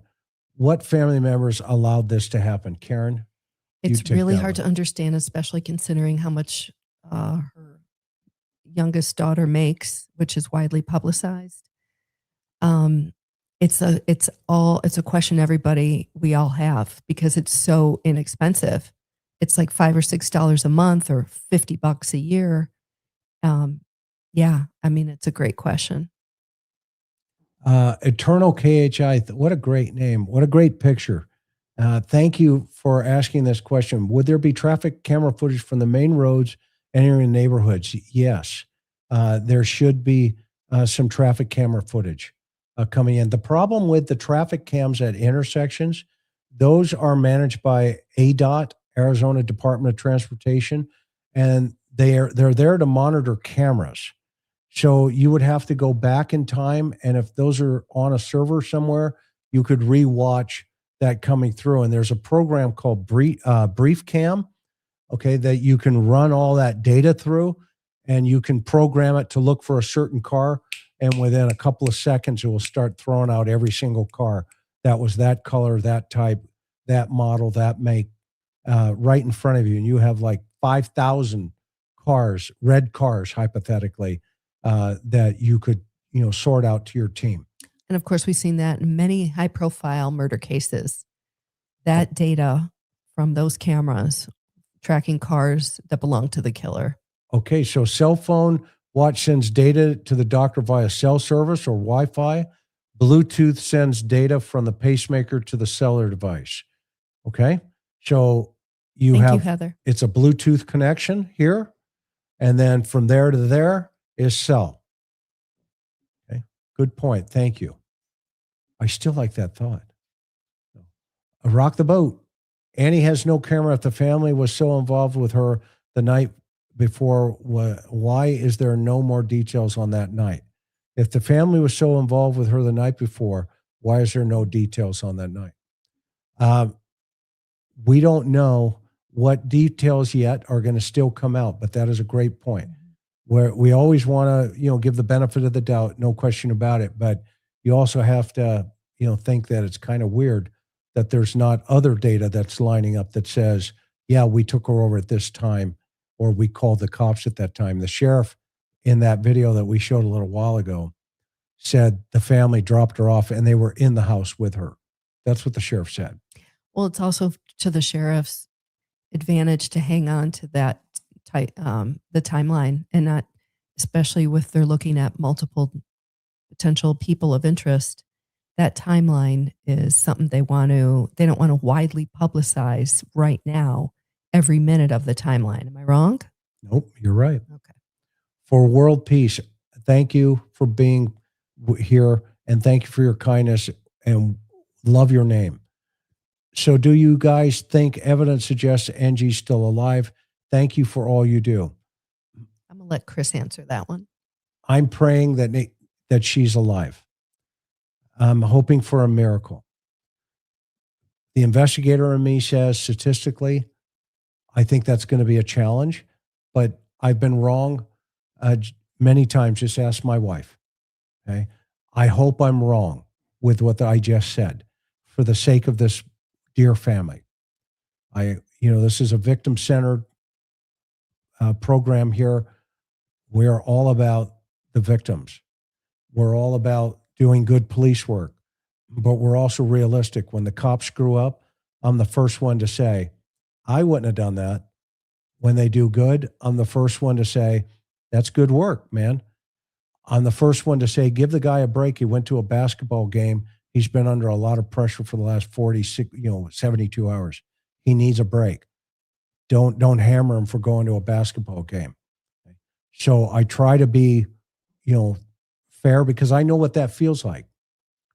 I know what it feels like, and so thank you for asking that question. Whoop. Maybe Nancy tried to escape running out the front door. That is a possibility. And that's why I think it's important for the authorities to at least give us 4 or 5 seconds showing that she was out the front door.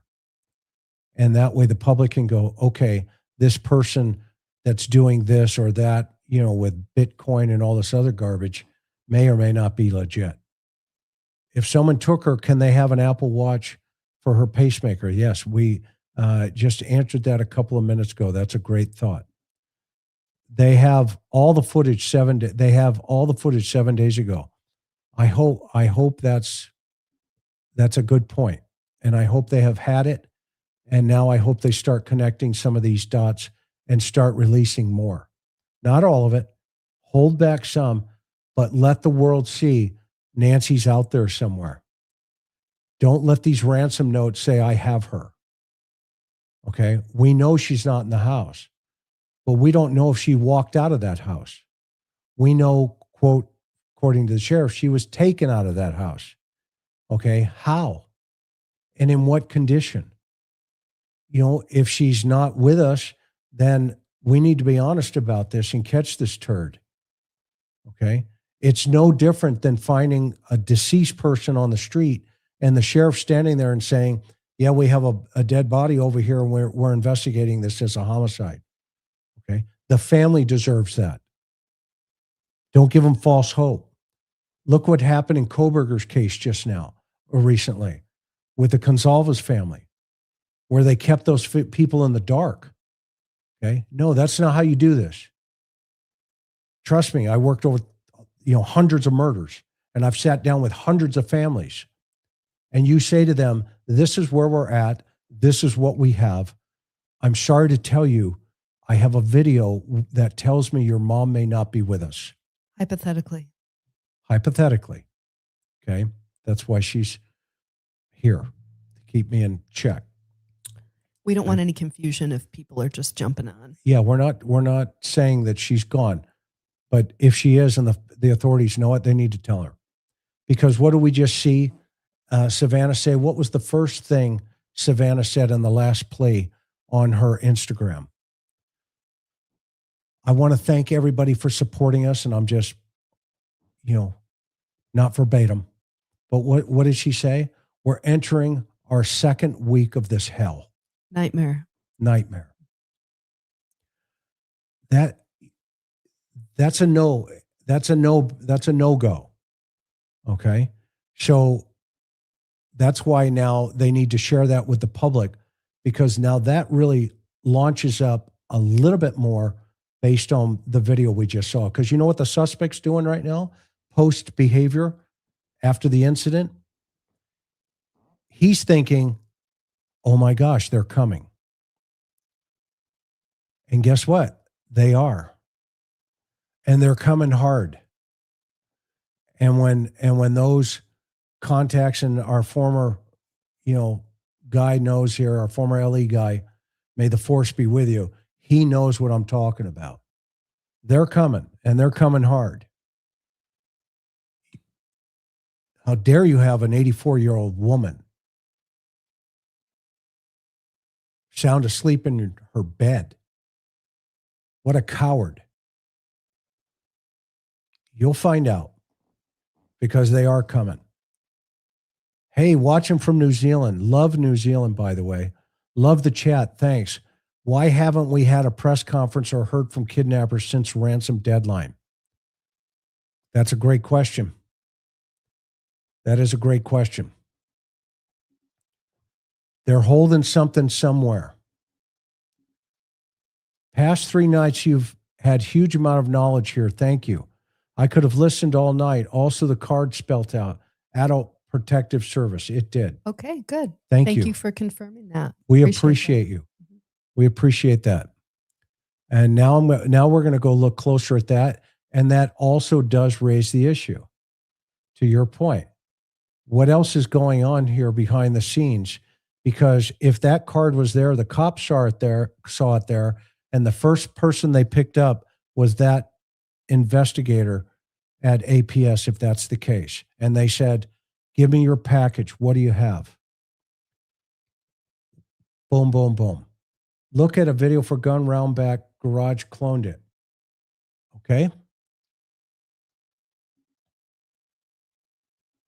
We'll do that. You're giving me other great things to look at. Thank you, Wanda. Would you read that one, hon? Yeah, Angie Berry says, if it was a family member, wait, did we already do this one? Could they have an Apple Watch to connect to the pacemaker? Could they have an Apple Watch? Okay. I don't have the answer to that one. Maybe somebody has it in the chat. Old Nancy took Uber, then got dropped off by son. Yep. Oh, odd, Nancy, excuse me. Thank you. Oh, why did they wait so long after church lady called? That's a great question. The $1 million question. We've been asking that too. And I love the church lady. Yeah. Isn't that special? Okay. Lisa Boo. Oh, I love that little sweet cutie picture there. I believe Nancy exited home Oh my gosh. for Uber ride through front door, not garage door.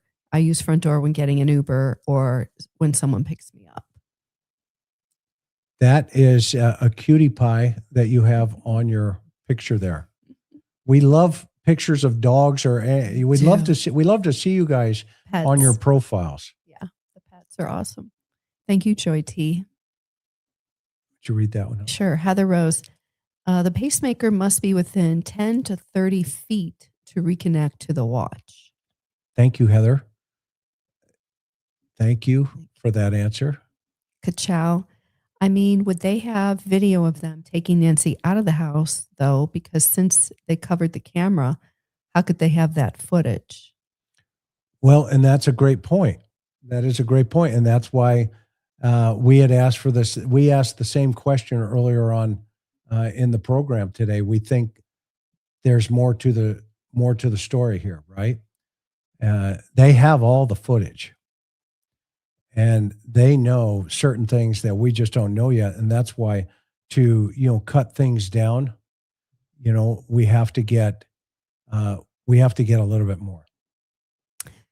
Heather says, pacemakers don't stop working due to death. They only stop when the battery dies or the doctor manually stops it. Yep. I know that piece because I have dealt with people who had pacemakers. Why not have a life alert? Thank you, Mickey. Great question. Shout out to Life Alert. Kika J, is all of that cacti there too dangerous to use search cadaver dogs? Probably not. No. I mean, they can go around it, can't they? Yes. And you know what they can do is they can also put booties on their paws and they wrap them in like a vest. And so to protect them out there. Yeah. Mike, he had a car, any Nest camera from neighbors at 2:00. Yeah. And that's why they're canvassing right now. That's why they're out there knocking on every single door. Mab. Chris Salmon inventors, they should have AI track every cell phone in her vicinity and see where it went, how far and when. They have that. It's a program called Gladiator software. You can go look at it. All you can get is the front sheet map of the website. You can't get in. It's just like a face sheet. And it's an FBI product. And their CAS team uses it.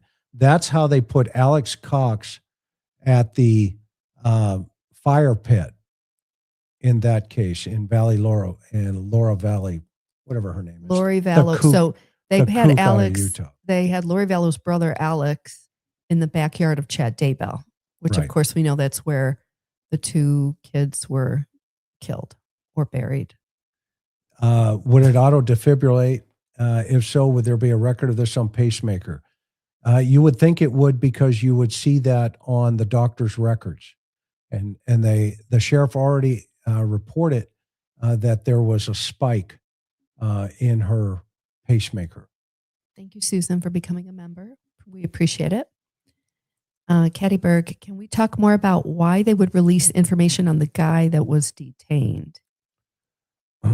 About why they would release info? Because what they would want to do, and by the way, I think that situation is if they have him in the circle somewhere through, electronic data somewhere, right? Let's say he came into that, what Mab just said. Let's say he was in her neighborhood. Okay. Well, they may have a digital footprint of him being in the neighborhood.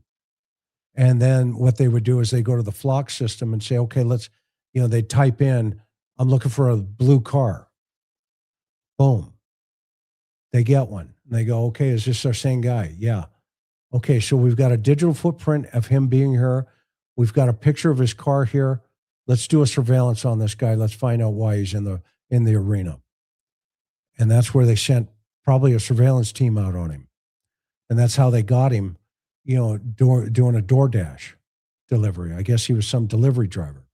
Okay. That's a possibility why that thing went down. And then what they're going to do is they're going to say, look, what's going on here. But I think in this case, based on the evidence of listening to Brian Enton, talking to the mom or whoever, who's not necessarily going to be the most reliable human being that's going to say, she's not the one that's going to say, yeah, my son did it. Okay. She's going to be the one that says, we don't even know what you're talking about. What lady? I only saw her on Facebook. Okay. That's how it usually rolls. Okay. And it could be somebody says, hey, that guy's got the lady in his house. and they call in 911, and next thing you know, the cavalry's on their way. Well, couldn't it also be sending a not so subliminal message if there's other people involved in the case? Hey, we're detaining people. We're gonna, I don't want to say shake you down, but we're gonna get a search warrant. We're gonna search your house, and because we don't really know if it was an oops or if it was they got what they needed. They're not arresting him right now, as Chris talked about a few hours ago when we started this podcast. We'd already talked about that. There hasn't been too much activity outside of an hour from Nancy's house. This seems closer to home than they're wanting to lead on, even though everything says it's close. Seems close to home. Everything points that way. Thank you, my savior. My savior lives. Thank you for that. And I can't disagree with you. Don't leave the house yet, as I always say, because this is a low, super low victim. Any idea where Tommaso is? I don't know. I have no idea. It is interesting that he's hanging low. I still have a problem with LA guy sent him a text message. Personal opinion, I hope I'm wrong. I probably am. Okay, I really do. Could FBI see who previously Googled SG and Worth? Yes, they can. Evident of the fact that you just saw a film that the sheriff's department thought was destroyed. And all of a sudden it appears last night. Jeremy says, could an intruder been waiting in the house prior to Nancy getting home, hours or even a day or two hiding out? Great question. Great question, Jeremy. That's always a possibility. Love your tag too, bro. Mary says, if we assume law enforcement has footage of Nancy being moved out the front door, that to me says law enforcement removed door cam, hence no damage visible. Yeah, I mean, we will see, we'll see what else they're going to release, because they're going to get to a point where they're going to go, okay, that didn't work. We're going to need some more information. They're going to go to a gal like Karen in the department and say, okay, here's what we want to put out. Make it happen. And walk the public through how that works. When the chief says, or the detective says, hey, make sure this gets into the environment. What do you guys do? So we would sit down with the homicide detective and somebody from administration, if not the chief. I mean, in this case, it would be the highest ranking person for a case this big, or maybe a captain or somebody in under sheriff type. And they would, usually the detectives that I worked with, they knew what they wanted to put out. And it was just a matter of crafting it and, getting a couple of paragraphs. And the way they do it now is, those meetings still happen. They're putting so much out on their social media, pages. So, I mean, are you talking about that? Or are you talking about before a press conference? Because a press conference is going to open up the door to a lot more questions. So that actually has to be rehearsed and practiced with whoever the people are giving the press conference. If it's the PIO, you don't have to rehearse it. But if your police chief or your sheriff is getting up there and going to be fielding questions, they never want to role play, but that's literally the training. And I went to the FBI crisis communication course. I went to it 2 times. It's taught, it's not the one that's back in Quantico. And role playing is still always the best route to prep for this stuff. But it really is a collaboration between what the investigators want to put out, what's acceptable for the police chief with input from the PIO on what the media is going to be asking and what really needs to come out. That's a great rundown. We got a couple more questions when you did that. I love it. Thank you, Xavier. Brother's body language confirms it's close. Yeah, I mean, he's also a fighter jet pilot. Gotta love him. Claudia, seems odd. None of her children would check on mom early morning to make sure she woke up okay. lady's 84 with heart and mobility issues, very off. And you agree with that, right, Jaime? You were talking about even your own mom. I mean, they don't obviously. Your mom, what? She's 86, My mom's 86. and you talk to her every day. Almost every day, yes. And yeah, I know what's up with her. I also have a sibling who lives very close to her, thank goodness, and really is her main caretaker. But all of us siblings check in with my mom regularly. Okay, well, Chris is coughing. Let me read Babs's question. I think ARS left a card on her door because she had a home appointment with them. APS. Well, I know she said Technical. ARS. Yeah, Okay. it's technical. Regarding abuse, mistrust, suspicions, nefarious things she'd found at her account. Your thoughts? So that's just Bab's take, is what she's saying. Yep. I don't think we know, but The cops will know. cops will know. Chris 043 0483. Family with O support for brother-in-law publicly. Why? Why there's zero support from the family?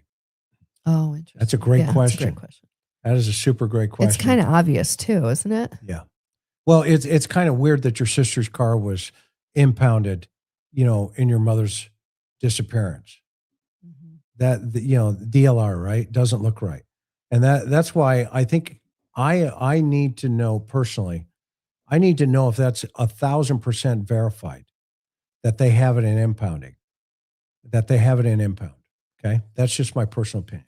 Happy Valentine's Day to Buddy and Jen. Pep. Thank you for showing us your cute picture of your pups. All worn items, clothing bag have an RM assigned at export that is traced down to the specific store it went to, even the cash reg transaction. Find the order and card info ID by it. Thank you, Super Nurse Jenny. Thank you for your service.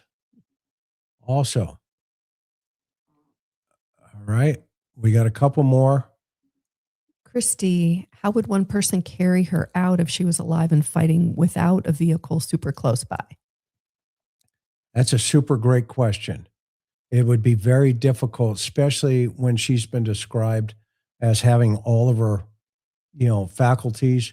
And you would think there would has to be some level of force against her to prevent her from fighting back. Do you want me to read that one? Drude, I read that the whole family, even Tomaso, are housed in a mansion somewhere. Could be. I know it's a gated community. Treat for the Buddy Fund. Thank you, Georgie. And thank you, Sharon. Garvin, thank you. And the church lady, honey, explain those dynamics of how she would attend church. Okay, so the question is, who church lady that notified was not person. So first we were told that Nancy was supposed to be at church Sunday morning, didn't show up. Somebody at the church called her daughter, presumably Annie. Then we were told, no, Nancy hasn't shown up to church since pre-COVID or COVID. And Nancy goes to a friend's house where they watch a live stream of a church service together. And apparently somebody who either was at the house where Nancy was supposed to be or somebody in that friend group that she did the church live stream watch along said that she didn't show up and contacted her daughter. I hope that explains it. Yeah. And if we could ask everybody, we've got over 10,000 people here right now. If you could help us grow this channel by hitting that thumb, The like button right now, that will kick the algorithm into a different atmosphere. It's amazing that computers run YouTube, but that we would be so grateful for that, sincerely. And okay, we got a couple more questions that have come in, so I'm going to make sure I get these. And then who benefits from Savannah not going to the Olympics? People have killed for less. Ambition can be vicious. Brian Paul, I can't disagree with you on that one. The people do the craziest thing for crazy thing. Justin Lucas, 6644. Thank you. You're awesome. Georgia girl, Are you a Georgia peach? Georgie. Georgie girl. Love it. Thank you. And thank you so much, Indy 8 Dog. Love the pup. Look at that guy. A golden, another he looks like cutie face. another cutie face, a golden doodle. Is he a golden doodle? Looks like a golden doodle. Okay, last one, or it looks like it's coming in. Have they checked TC's old house neighborhood? That's a great question. I'm sure they have. Or at least they're on that. And that's what I'm saying. By keeping the media locked in a box in front of Nancy's house, that's what we would call it. Lock them in. Keep them out of the way, and that way you can do your own thing. Okay? And that next thing you know, you show up and you go, hey, where did that come from? Okay, but Brian Enton is good. And man, you can't keep some of these people away. You can't keep some of these people away. Barbara says the pacemaker and watch out of sync after 6 to 10 feet apart. Okay. Thank you for that. Hype video after it ends. Thank you so Mab. much. Appreciate Thank you. it. Okay. Thank you so much. We appreciate everybody who's been with us tonight. And as we always say, be akamai, which means in Hawaii, pay close attention to what's around us. And then we want to thank our mods, Maui, who's over in Maui. Her friends and family have suffered through those fires over there. So please keep them in your prayers, as well as Teresa and her husband, Jeff. We are so grateful for you, Teresa, and with your husband. We know you're going through some difficult health issues, And prayers for Mimi as well. and Mimi and her Mimi. husband. and with her husband and Joe and Laura, Miss Sophia, Yeah. and Laura, up our Canadian gals. We love you too. You guys are awesome. Thank you for everything that you do. And as important, if not more importantly, we appreciate each and every one of you who have subscribed to our channel. Without you, we can't do this. No, we can't. We're and- grateful for each one of you. So and you're- thank you so much. And you're the reason why we do this, for these victims, as well as, keeping us occupied. So hopefully we get to meet each and every one of you at CrimeCon coming up in Vegas, Lost Wages, and we get to hang out. So that said, you ready to go to Hawaii, hon? Yep. Let's do it. I married this girl on the beach in Hawaii, and I love her to death. So tell your friends, or tell your children, tell your wives, guys, how much you love them, because you just don't know how short life can be. And please keep Miss Nancy in your prayers. Please keep her family in your prayers. And I hope everything I've said tonight, I was wrong. Okay? Let's cross our fingers. God bless you all. Good night.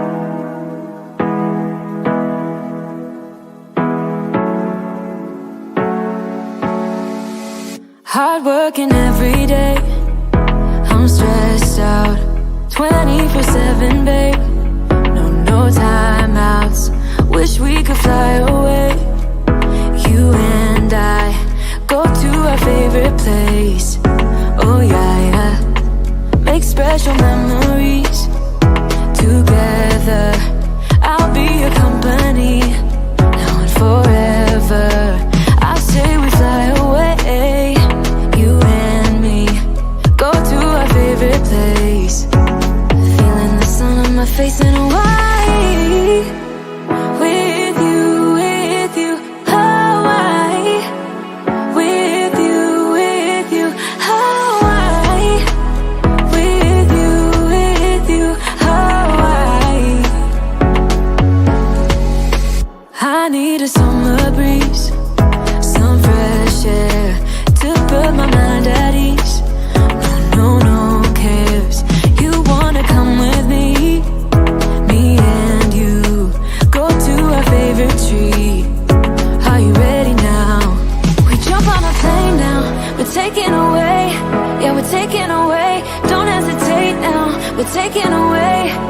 we're taking away. We'll never come down, we're going away. Yeah, we're going away, you and me. Feeling the sun on my face in a way. Me one more time before you go. Someday you'll know. Someday you'll know. I already know what I'm going to say. I've been feeling this way for far too long.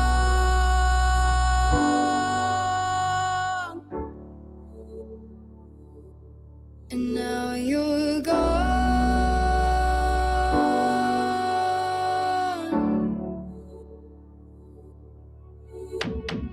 Took me away from all